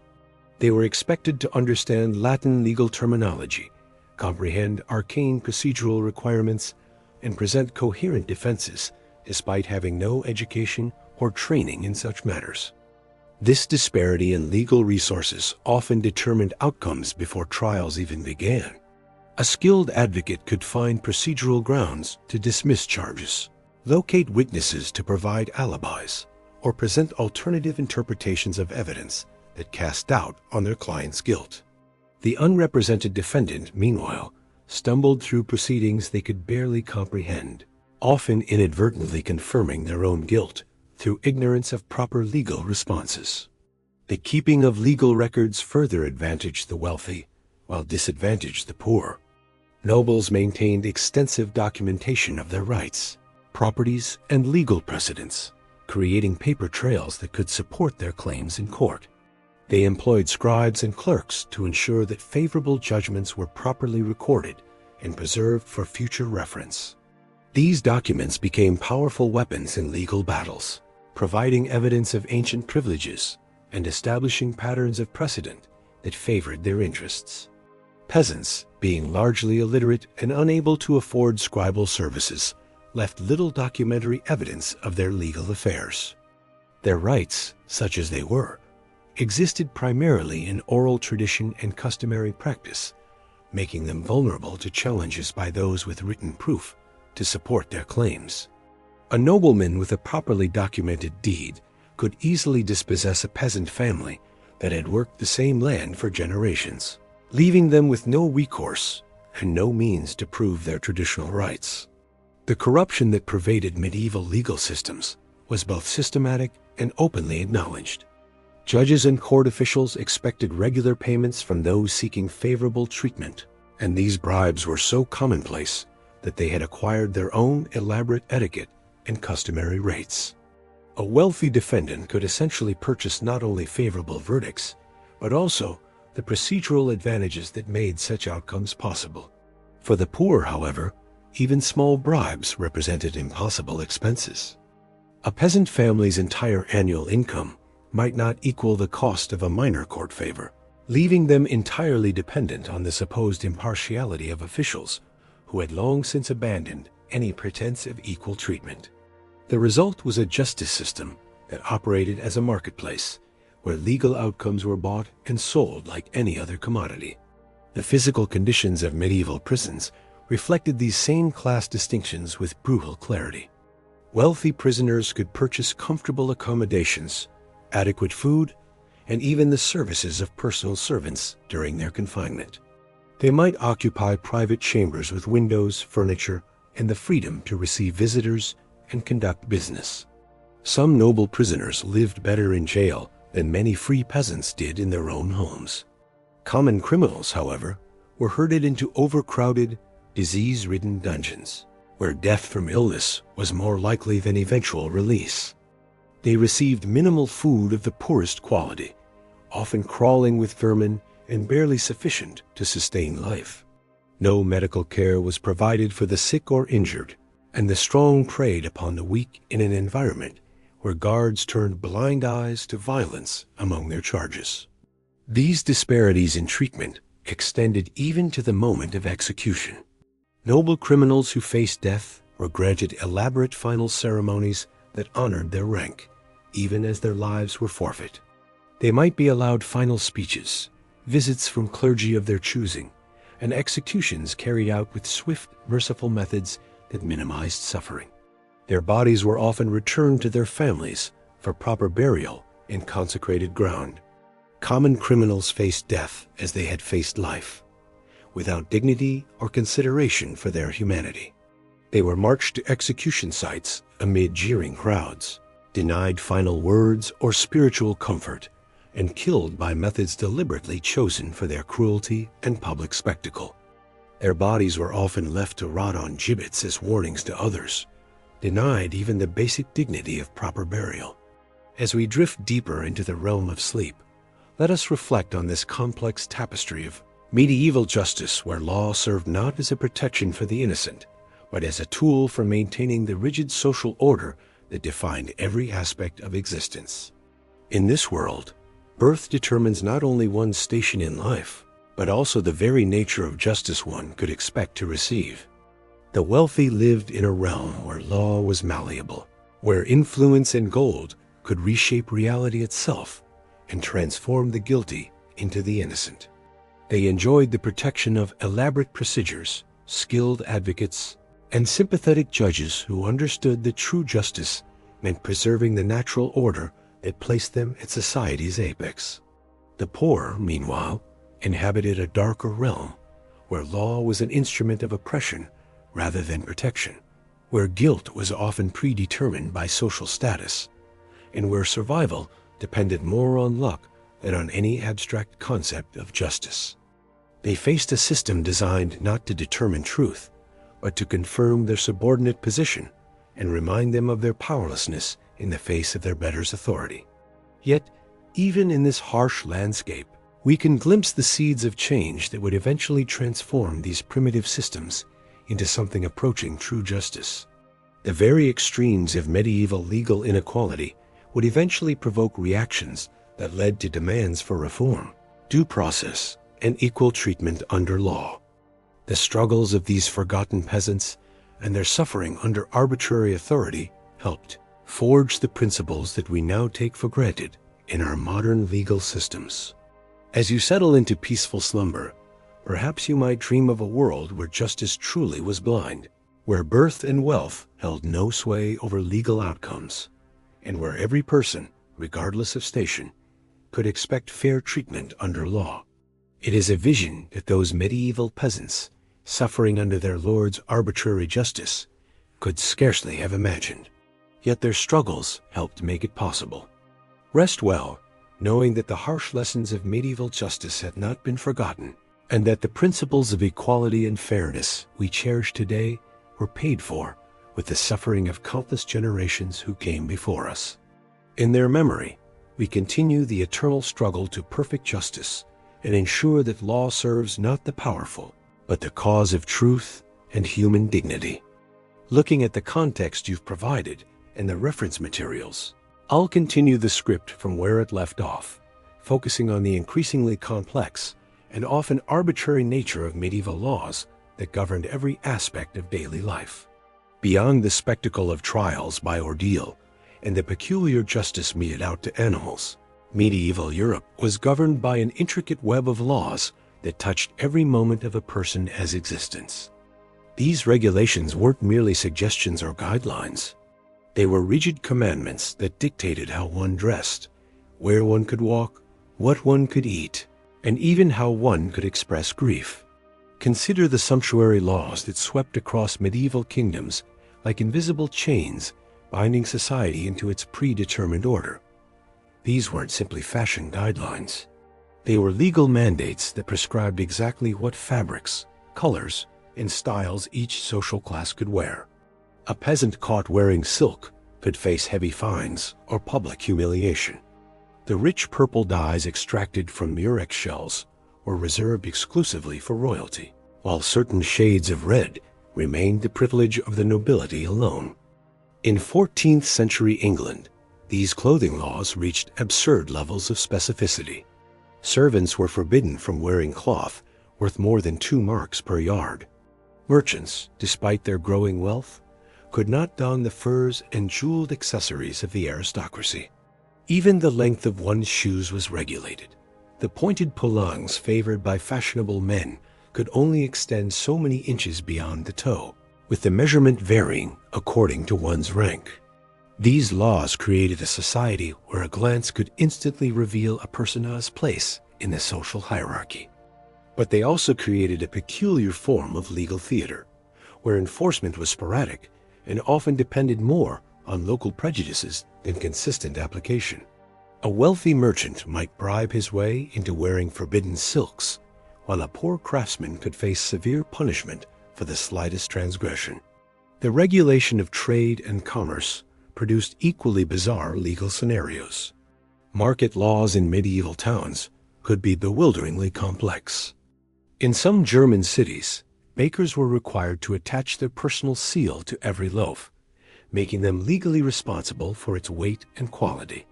Shortchanging customers wasn't just bad business. It was a criminal offense that could result in the baker being dragged through the streets in a cart, pelted with his own inferior bread. Wine merchants faced their own peculiar legal challenges. In Paris, wine could only be sold during certain hours and only in designated areas. The quality was monitored by official wine tasters, whose verdicts carried the force of law. Poor wine wasn't just returned. It was publicly destroyed, and the merchant faced fines that could bankrupt his business. Perhaps most telling were the laws governing movement and residence. In many regions, peasants were legally bound to the land, unable to leave their lord's estate without permission. But even among the free population, mobility was heavily regulated. Strangers arriving in a town had to register with local authorities and could be expelled at any time without cause. Travel required documentation, and those found on the roads without proper papers could be arrested as vagabonds or, worse, suspected of being outlaws. The enforcement of these movement laws created a society of constant surveillance. Neighbors were expected to report strangers, and communities developed elaborate systems of mutual monitoring. In England, the system of frankpledge made every freeman responsible for the behavior of his neighbors. If one member of a tithing committed a crime and fled, the remaining members could be held financially liable. These legal obligations extended into the most private spheres of life. Marriage laws didn't just govern the ceremony. They regulated courtship, dictated appropriate behavior between spouses, and even prescribed how couples should conduct themselves in their own homes. In some regions, public displays of affection were legally restricted, with kissing in public spaces punishable by fines.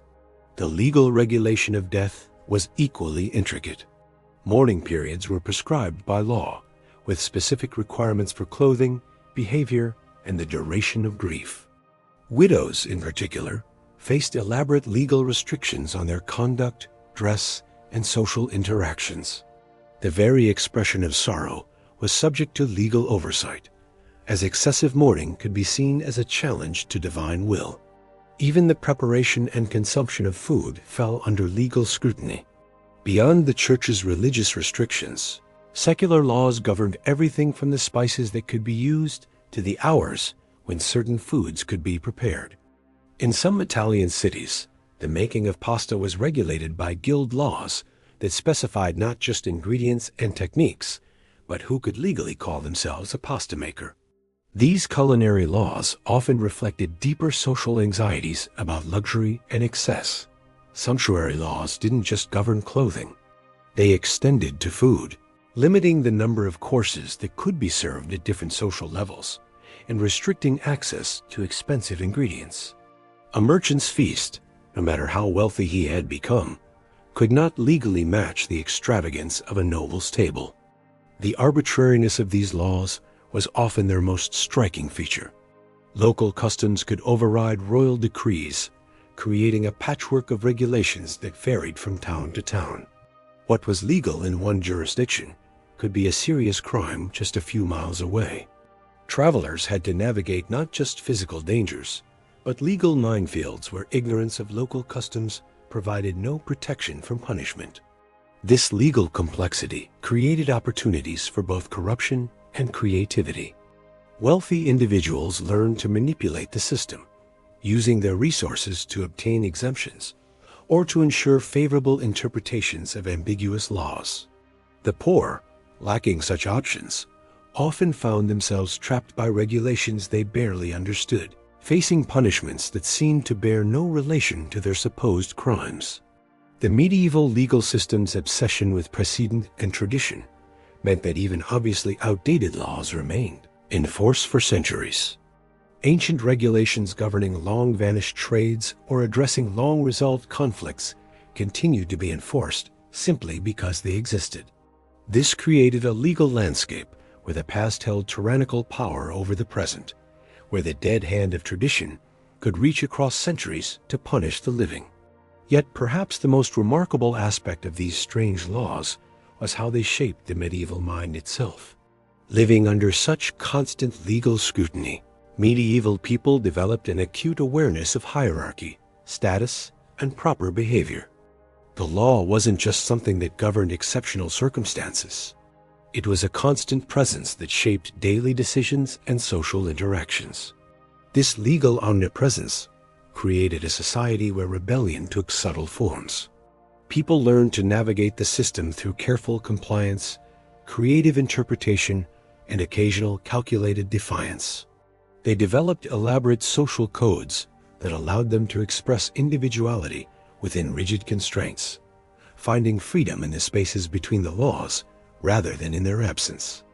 As we drift deeper into sleep, we can almost hear the distant echo of medieval life, the rustle of regulated garments, the measured steps of citizens carefully observing movement restrictions, the whispered consultations about which laws applied where.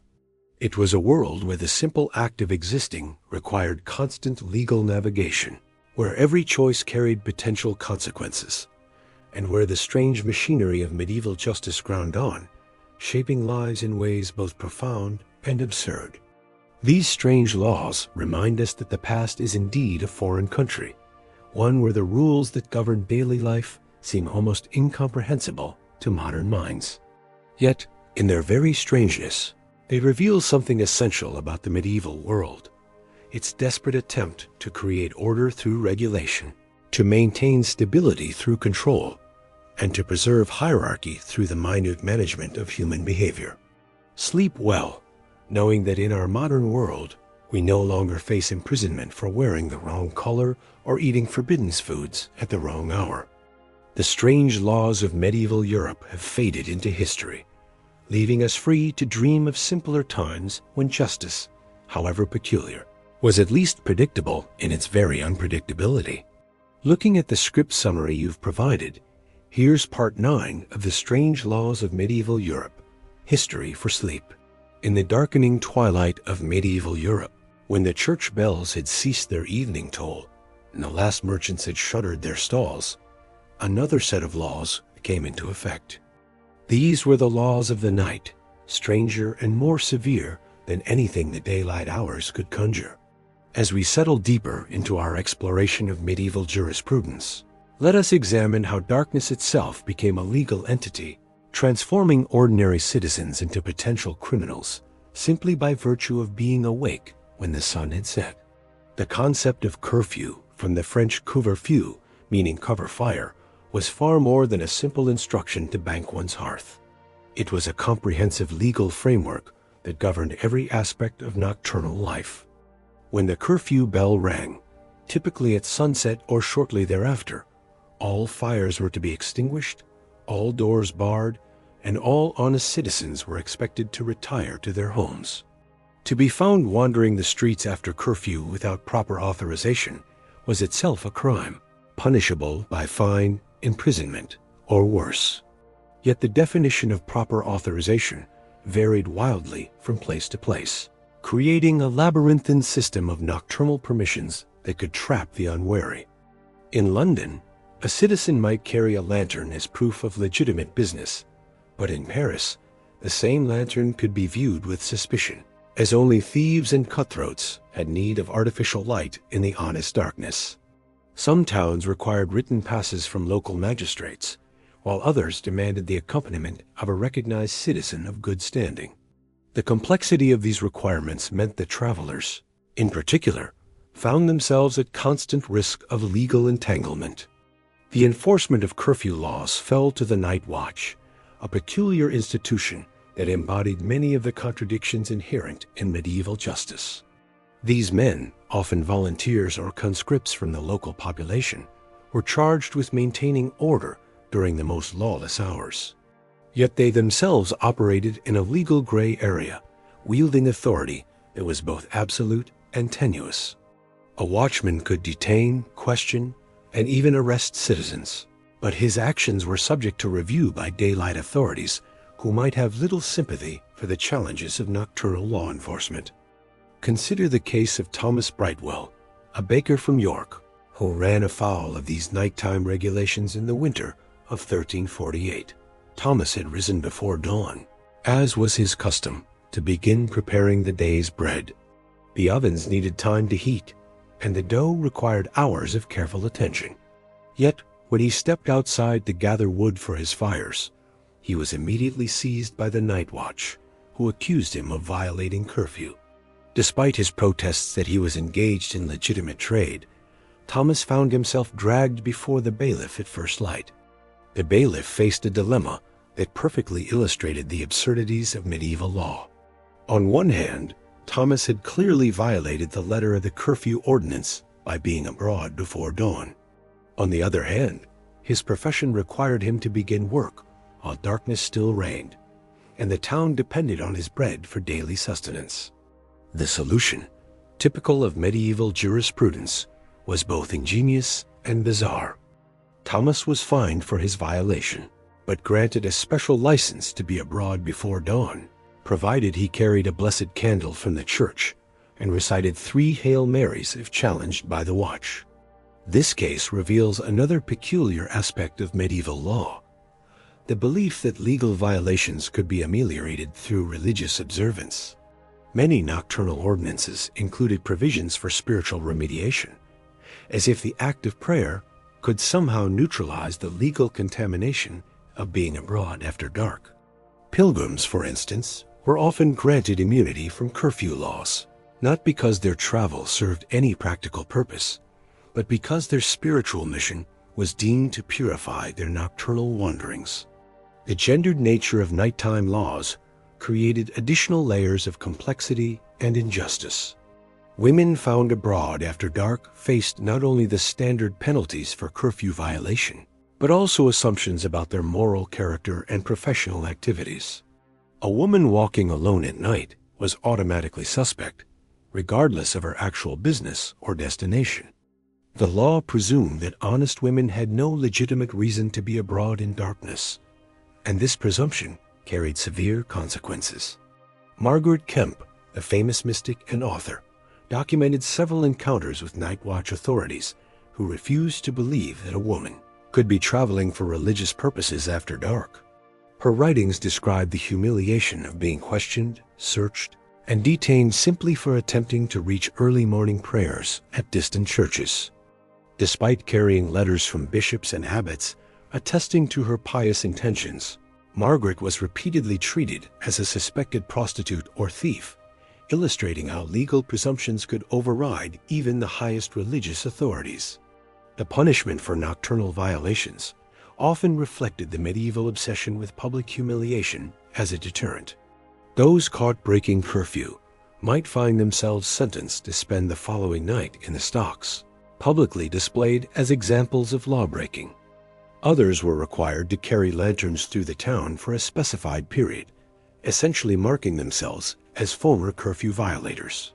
These penalties served the dual purpose of punishment and advertisement, warning other citizens of the consequences of nocturnal transgression. Yet perhaps the strangest aspect of nighttime law was its interaction with the medieval understanding of time itself.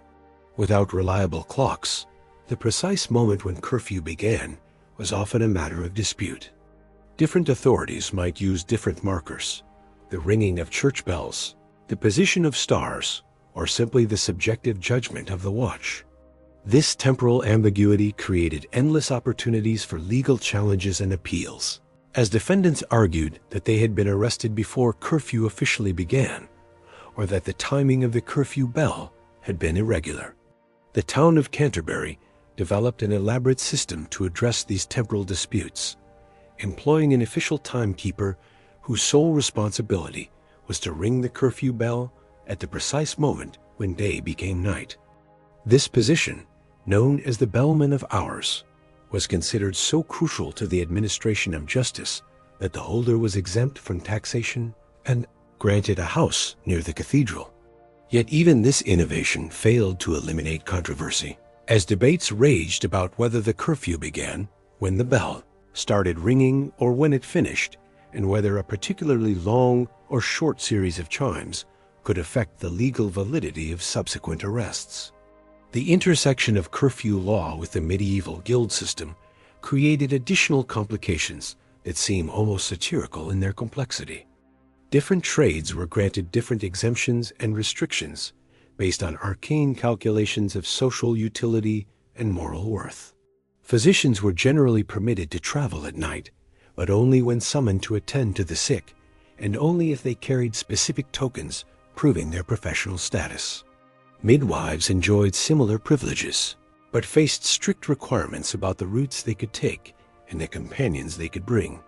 Brewers and bakers, whose work often required nocturnal activity, found themselves in a constant state of legal uncertainty. While their trades were essential to community welfare, their night work was viewed with suspicion by authorities who associated darkness with moral corruption. The solution was typically a complex system of licenses, bonds, and surveillance that transformed honest tradesmen into quasi-criminals, requiring constant legal supervision. The enforcement of these nighttime regulations revealed the deep social tensions underlying medieval society. The night watch, drawn primarily from the middling classes, often found themselves policing their social superiors and inferiors with equal rigor. A wealthy merchant caught abroad after curfew might attempt to invoke his social status, while a poor laborer could only plead necessity. The watchman, lacking clear guidance on how to navigate these social hierarchies, often made decisions that pleased no one and satisfied no standard of justice. Records from the city of Bristol describe a particularly telling incident from 1402, when the night watch encountered a group of young nobles returning from a feast at the castle. The nobles, emboldened by wine and social privilege, refused to halt when challenged and proceeded to beat several watchmen who attempted to detain them. The resulting legal proceedings dragged on for months, as the city authorities struggled to balance the demands of law enforcement against the political reality of noble privilege. The case was eventually resolved through a face-saving compromise that satisfied neither justice nor logic. The nobles were required to pay compensation to the injured watchmen, but were not charged with assault. Instead, they were found guilty of the lesser offense of disturbing the peace of the night, which carried a fine but no imprisonment.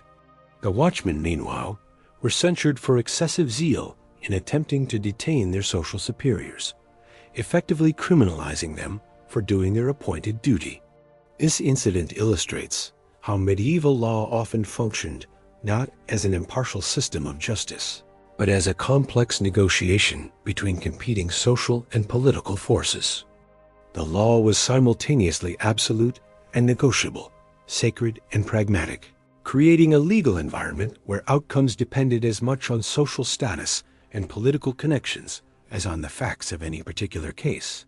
The religious dimensions of nighttime law added yet another layer of complexity to an already convoluted system.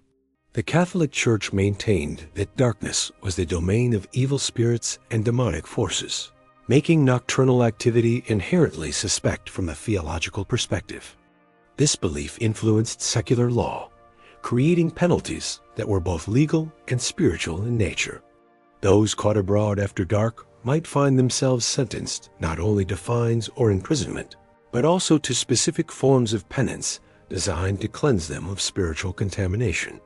The monastery of St. Alban has developed an elaborate ritual for dealing with curfew violators who claimed religious motivation for their nocturnal wanderings. Such individuals were required to spend 3 nights in the monastery's chapel, maintaining a vigil while reciting prescribed prayers. Only after completing this spiritual cleansing could they return to normal legal status. This practice reflected the medieval belief that law and religion were inseparable, and that legal violations carried spiritual consequences requiring religious remediation. As winter deepened and the hours of darkness stretched longer, the burden of curfew laws became increasingly onerous for ordinary citizens. The simple tasks of daily life, from drawing water to tending animals, became potential crimes when performed in darkness. Yet the alternative, attempting to complete all necessary tasks during the brief daylight hours, was often impossible for working people whose livelihoods depended on early starts and late finishes. The legal system's response to this practical reality was typically medieval in its combination of rigidity and arbitrary flexibility. Rather than reforming the laws to reflect actual human needs, authorities created an ever-expanding system of exceptions, exemptions, and special cases. Each exception required its own documentation, its own procedures, and its own enforcement mechanisms, creating a bureaucratic labyrinth that was often more burdensome than the original regulations.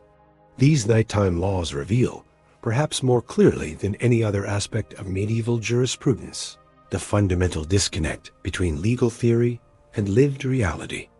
The lawmakers, typically drawn from the clerical and noble classes, created regulations based on idealized notions of how society should function, with little regard for the practical necessities of daily life. The result was a legal system that criminalized normal human behavior while failing to address the genuine problems it was ostensibly designed to solve.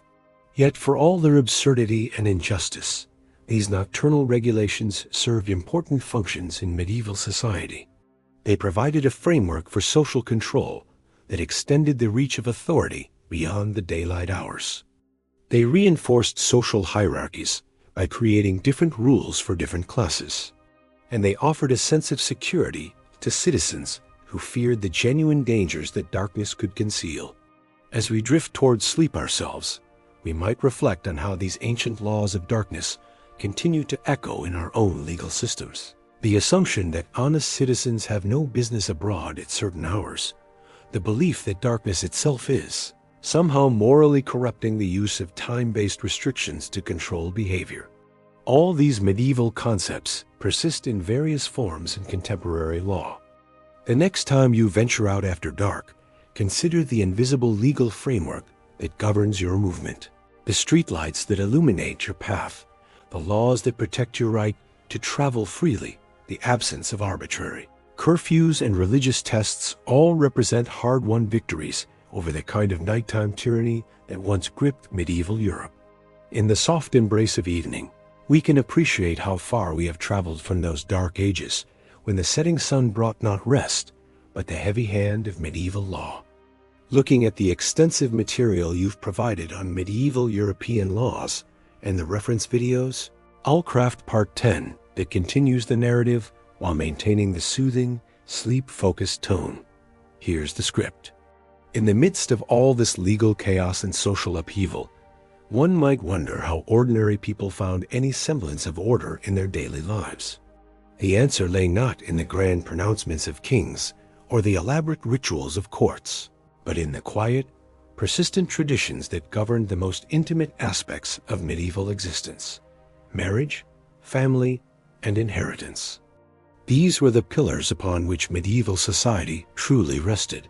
Yet even here, the strange laws of Europe cast their peculiar shadows. Marriage in medieval times was far from the romantic ideal we might imagine today. It was a legal contract, often arranged by families and governed by a bewildering array of rules that varied not just from kingdom to kingdom, but from village to village. The church insisted that marriage was a sacred sacrament, requiring the free consent of both parties. Yet this noble principle was constantly undermined by the harsh realities of medieval life. Parents arranged marriages for children as young as 12, and consent was often assumed rather than freely given. Consider the strange case of marriage by capture, a practice that lingered in some remote corners of Europe well into the late medieval period. In certain regions of Scotland and Ireland, a man could legally claim a woman as his wife simply by abducting her and keeping her in his household for a year and a day. If she bore him a child during this time, The marriage was considered absolutely binding, regardless of her initial consent. This barbaric practice was justified by ancient customs that predated Christianity. Yet it somehow persisted alongside the Church's teachings about holy matrimony. Even stranger were the laws governing marriage impediments, the reasons why a marriage might be forbidden or annulled. The Church maintained extensive lists of relationships that barred marriage, extending far beyond what we might consider reasonable.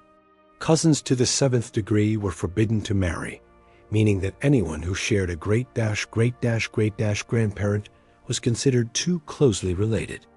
In small medieval communities, where everyone was related to everyone else in some distant way, finding a suitable spouse who wasn't technically a forbidden relative became a nearly impossible task. This led to the peculiar practice of purchasing dispensations, essentially buying permission from the Church to marry someone you weren't supposed to. The wealthy could afford these papal permits, but the poor were left to either live in sin or remain unmarried. It created a system where the fundamental human right to marry was determined not by love or compatibility, but by one's ability to navigate complex genealogies and pay ecclesiastical fees. The laws of inheritance were equally bizarre and often contradictory.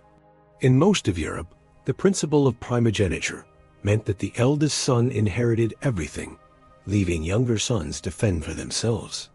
This created a class of landless nobles who often turned to warfare or the Church for survival. But the rules were never quite so simple. In some regions, inheritance was divided equally among all children. In others, daughters could inherit if there were no sons, and in a few places, the youngest son inherited everything, based on the theory that older sons would have already been provided for.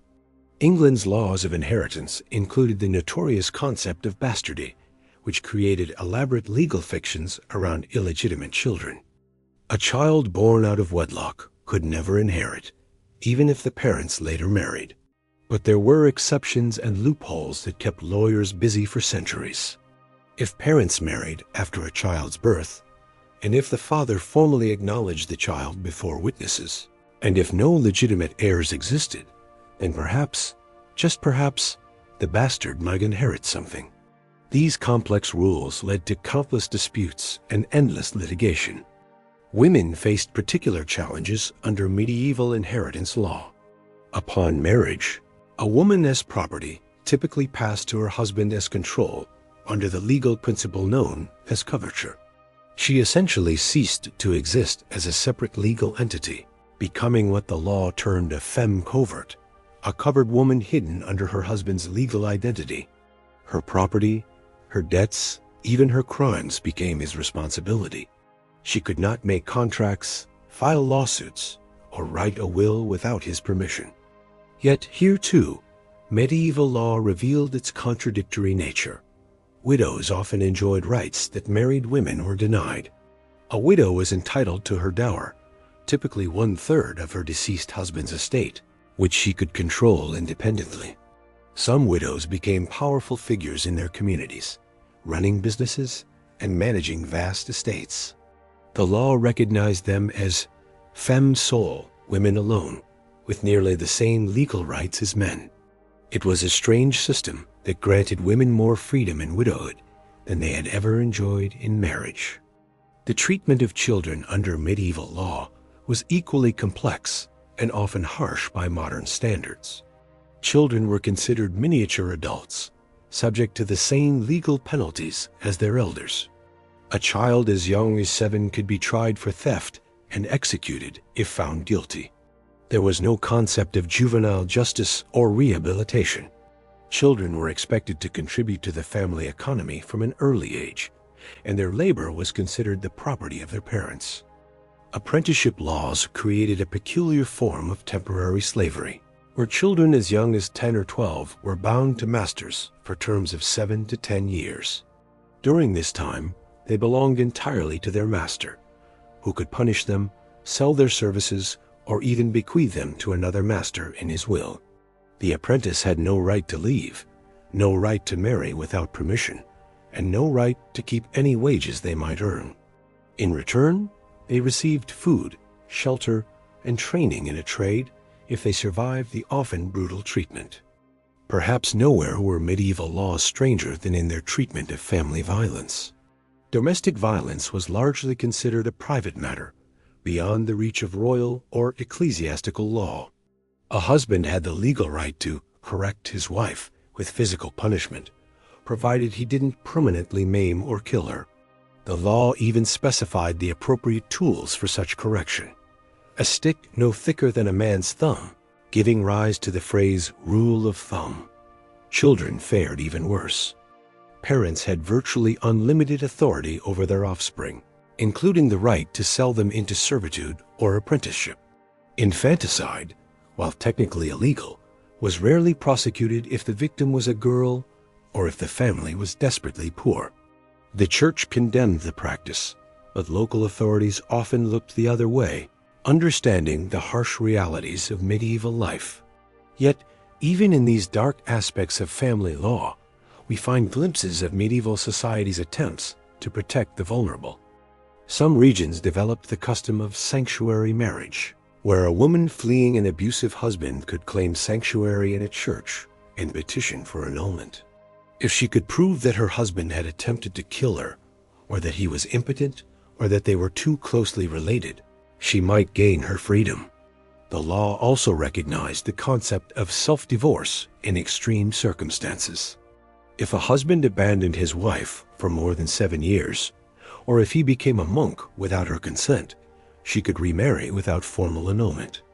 These provisions offered a sliver of hope to women trapped in impossible situations, though they required considerable courage to invoke. Marriage contracts themselves could contain bizarre provisions that reflected the harsh realities of medieval life. Some contracts specified that the husband could not beat his wife more than once per week, or that he could not gamble away her dowry, or that he must provide her with a certain number of new dresses each year. These clauses reveal both the legal vulnerability of women and their families' attempts to protect them within the constraints of the system. The church's involvement in marriage created its own peculiar complications. Priests were forbidden to marry, yet many maintained long-term relationships with women known as priests' wives or concubines. These relationships were technically illegal, but they were widely tolerated, and the children of such unions often inherited their father's property despite their illegitimate status. The church periodically launched campaigns to enforce clerical celibacy, but these efforts were largely unsuccessful and often created more problems than they solved. Canon law, the church's legal system, often conflicted with secular law, creating jurisdictional disputes that could drag on for decades. If a marriage dispute involved questions of consanguinity or spiritual relationships, it fell under church jurisdiction. But if it involved property or inheritance, it might be handled by royal courts. Clever litigants learned to frame their cases in ways that would bring them before the most favorable court, leading to endless appeals and jurisdictional challenges. The poor, as always, suffered most under these complex legal systems. They could not afford lawyers to navigate the intricacies of marriage law, nor could they pay for dispensations or appeals. They lived in a legal gray area, forming relationships and raising families according to local custom rather than formal law. Many couples lived together for years in what were called hand-fasting arrangements, temporary marriages that might or might not be formalized later. These informal arrangements were particularly common among the peasantry, who could not afford elaborate wedding ceremonies or the fees required for formal registration. A couple might simply declare themselves married before witnesses, exchange simple vows, and begin living together. If they remained together for a year and a day, the law often recognized their union as valid, regardless of whether it had been formally blessed by a priest. As we drift deeper into the gentle embrace of sleep, let us reflect on these medieval attempts to regulate the most fundamental human relationships. For all their strangeness and occasional cruelty, these laws represented humanity's ongoing struggle to create order from chaos, to protect the vulnerable while maintaining social stability. The medieval family, bound by laws both sacred and secular, was the foundation upon which all other social structures rested. In the quiet hours of the night, when castle walls echoed with the whispers of sleeping children and the soft breathing of married couples, the elaborate legal structures of the day seemed to fade away. What remained was the simple human need for companionship, for family, for belonging. The laws might be strange and often harsh, but they could not entirely suppress the fundamental human capacity for love, loyalty, and hope. And so, these medieval families persevered, raising their children, tending their homes, and building the communities that would eventually grow into the modern world we know today. Their struggles with the complex laws governing marriage and family life remind us that the quest for justice and fairness is an ongoing human endeavor, one that continues to evolve with each passing generation. Rest well, dear listener, and know that the bonds of family and community that sustained our medieval ancestors continue to sustain us today, even as the laws that govern them continue to change and hopefully improve with the passage of time. As we close this exploration of medieval Europe's strange laws, we find ourselves at a crossroads between understanding the past and recognizing our present freedoms. The bizarre legal traditions we've examined, from animal trials to trial by ordeal, from sumptuary laws to inheritance, restrictions reveal a world where justice was often arbitrary, where social status determined legal outcomes, and where the powerful crafted laws to maintain their dominance over the vulnerable. These medieval legal systems, for all their apparent strangeness to modern eyes, served specific purposes within their historical context.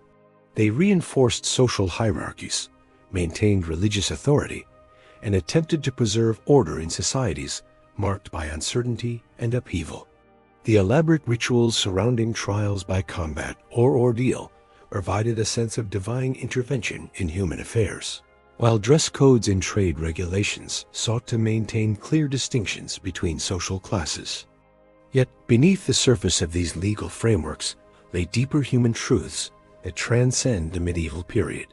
The struggle for justice, the desire for fair treatment, and the tension between authority and individual freedom are themes that resonate across centuries. A medieval peasant who faced trial by ordeal shared the same fundamental human need for justice as any modern citizen navigating today's legal system.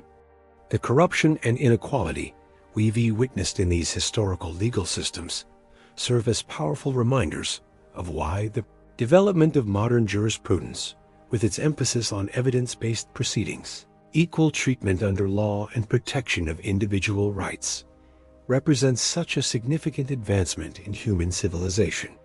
The arbitrary nature of medieval justice, where a lord's whim could determine life or death, underscores the precious nature of legal protections we now take for granted. As you drift off to sleep tonight, perhaps you can find comfort in knowing that, while the medieval world was often harsh and unpredictable, it was also populated by individuals who, despite the constraints of their time, sought meaning, justice, and dignity in their daily lives. Their struggles and aspirations, filtered through the strange lens of medieval law, remind us that the human spirit's quest for fairness and freedom is indeed timeless. The strange laws of medieval Europe, in all their bizarre complexity, ultimately tell a story not just of the past, but of humanity's ongoing journey toward a more just and equitable world. In understanding where we came from, we better appreciate where we are and perhaps gain wisdom for where we're going. Sleep well, knowing that the elaborate legal rituals and arbitrary judgments of the medieval world have given way to systems that, while imperfect, strive to treat all people with dignity and fairness under the law. As we reach the twilight of our medieval journey, we find ourselves confronting perhaps the most unsettling aspect of life in the Middle Ages: the complete absence of justice as we understand it today. The legal systems that governed medieval Europe were not designed to uncover truth or ensure fairness, but rather to maintain the rigid social order through spectacle, superstition, and the unwavering belief that God himself would intervene to reveal guilt or innocence. Picture, if you will, a crowded village square on a gray autumn morning. The air is thick with tension as townspeople gather around a large wooden tub filled with murky water. At the center of this grim theater stands a trembling woman, accused of poisoning her neighbor's well. Her fate will not be decided by evidence or testimony, but by whether she sinks or floats when bound and thrown into the water. This is trial by ordeal, and it represents the medieval mind. Complete faith that divine justice would manifest through physical tests that we now recognize as nothing more than torture. The logic, such as it was, seemed unassailable to medieval thinkers. If God was all-knowing and all-powerful, surely he would not allow an innocent person to suffer unjustly. Therefore, any physical test that resulted in pain, injury, or death must indicate divine displeasure with the accused. The woman who floated was clearly being rejected by the sacred waters, proof of her guilt. The woman who sank, gasping and drowning, was being embraced by God's creation, evidence of her innocence. That she might die in the process of being proven innocent was merely an unfortunate side effect of divine justice. Trial by hot iron was equally barbaric in its simplicity. The accused would be forced to carry a red-hot iron bar for a prescribed distance, typically 9 paces. Their hand would then be bound and examined 3 days later. If the wound was healing cleanly, they were innocent. If it showed signs of infection or putrefaction, they were guilty. Of course, in an age without antiseptics or proper wound care, infection was almost inevitable, making this ordeal essentially a death sentence with extra steps. But perhaps no form of medieval justice was more revealing of the era's twisted priorities than trial by combat. When disputes arose between nobles, or when a serious crime demanded resolution, the matter could be settled through armed combat between the accuser and the accused. The theory was that God would grant victory to the righteous party, ensuring that justice prevailed through strength of arms rather than strength of evidence. Imagine the absurdity of this system applied to modern crimes. A man accused of theft challenging his accuser to a duel with swords, with the assumption that whoever survived must be telling the truth. Yet, this was considered not only acceptable, but divinely ordained in medieval society.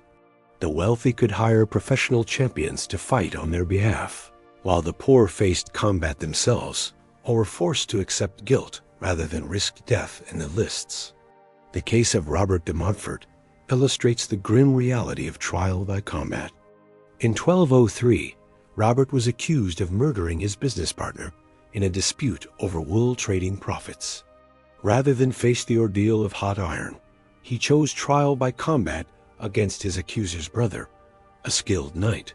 The combat took place at dawn in a field outside York, with the local lord presiding over the proceedings. Robert, a merchant with little training in warfare, was quickly overwhelmed by his opponent's superior skill and equipment. As he lay dying in the mud, his blood seeping into the earth, the assembled crowd nodded in satisfaction. God had spoken, and justice had been served. What makes these primitive legal systems even more disturbing is how they reinforce the brutal inequalities of medieval society. The wealthy could afford to hire champions or bribe officials. They had access to better equipment, training, and medical care that might help them survive ordeals, while the poor faced these trials with nothing but their failing bodies and desperate prayers. Consider the plight of Elena, a peasant woman accused of stealing grain from her lord's storehouse during a particularly harsh winter. Unable to afford a champion and too weak from malnutrition to survive trial by combat, she was subjected to trial by water. As the rough hemp rope cut into her wrists and ankles as the freezing water closed over her head, Elena must have wondered what kind of God would design a system of justice that punished the innocent and rewarded the strong. The corruption inherent in these systems was breathtaking in its scope. Judges could be bribed to ensure that ordeals were conducted in ways that favored one party over another. The temperature of the iron could be adjusted, the depth of the water altered, the rules of combat modified to give advantage to the highest bidder. What was presented as divine will was often nothing more than human greed and manipulation, dressed up in religious clothing. Even when these trials were conducted with scrupulous attention to procedure, they remained fundamentally unjust. The underlying assumption that God would intervene in human affairs to reveal truth through physical suffering was not only theologically questionable, but practically absurd. Yet, this assumption formed the bedrock of medieval legal thinking, creating a system where innocence was no protection against punishment, and guilt could be hidden behind strength or wealth. The psychological impact of living under such a system cannot be overstated. Imagine the terror of knowing that a false accusation could lead to your death, not through any careful examination of facts, but through your ability to survive torture or defeat an armed opponent. The very randomness of these trials must have created a pervasive atmosphere of fear and helplessness among the common people. Women faced particular disadvantages under these systems. In trial by combat, they were often required to find male champions to fight on their behalf, making their fate dependent on the skill and loyalty of others. In trials by ordeal, their generally smaller stature and weaker constitution made survival less likely. The medieval legal system was designed by men, for men, with little consideration for how its mechanisms might affect those already marginalized by society. The Church played a central role in legitimizing these barbaric practices. Priests would bless the instruments of ordeal, pray over the combatants, and interpret the results as manifestations of divine will. This religious sanction gave these trials an aura of sacred authority that made questioning them tantamount to questioning God himself. The very institutions that claimed to represent mercy and compassion became the architects of a system that celebrated suffering and embraced brutality. Children were not exempt from this twisted justice. Young people accused of crimes might face modified ordeals supposedly appropriate to their age, but the underlying principle remained the same. Divine judgment through physical suffering was considered suitable for all members of society, regardless of their capacity to understand or defend themselves. The records that survive from medieval courts paint a picture of casual cruelty that is difficult to comprehend. Judges who ordered brutal punishments with the same detachment they might show when deciding what to have for dinner. Crowds who gathered to watch ordeals as entertainment, cheering when the accused survived and jeering when they didn't. A society that had convinced itself that torture was not only acceptable, but necessary for the proper functioning of justice. Perhaps most disturbing of all was the way these systems crushed any possibility of redemption or rehabilitation. There was no concept of proportional punishment, no recognition that people might change or grow from their mistakes. The medieval legal system was interested only in punishment and spectacle, in maintaining order through fear, rather than fostering genuine justice or social healing. The wealthy, of course, had ways to avoid these harsh realities. They could pay fines instead of facing ordeals, hire skilled lawyers to navigate legal technicalities, or simply use their influence to ensure that accusations never reached the point of formal trial. The medieval legal system was designed to terrorize the poor while protecting the privileged, creating a two-tiered system of justice that bore no resemblance to fairness or equity. As we reflect on these dark chapters of legal history, it becomes clear that the medieval approach to justice was symptomatic of a broader failure of imagination and compassion. A society that could convince itself that drowning innocent people was an acceptable way to determine guilt was a society that had lost touch with basic human dignity and rational thought. The legacy of these primitive legal systems extended far beyond the Middle Ages, influencing legal thinking and practice for centuries to come. The assumption that justice could be achieved through violence, that truth could be revealed through suffering, and that the powerful deserved different treatment than the poor would continue to shape legal systems long after trial by ordeal was officially abolished. Today, as we enjoy the protections of due process, the presumption of innocence, and the right to legal representation, it is worth remembering the countless individuals who suffered and died under medieval justice.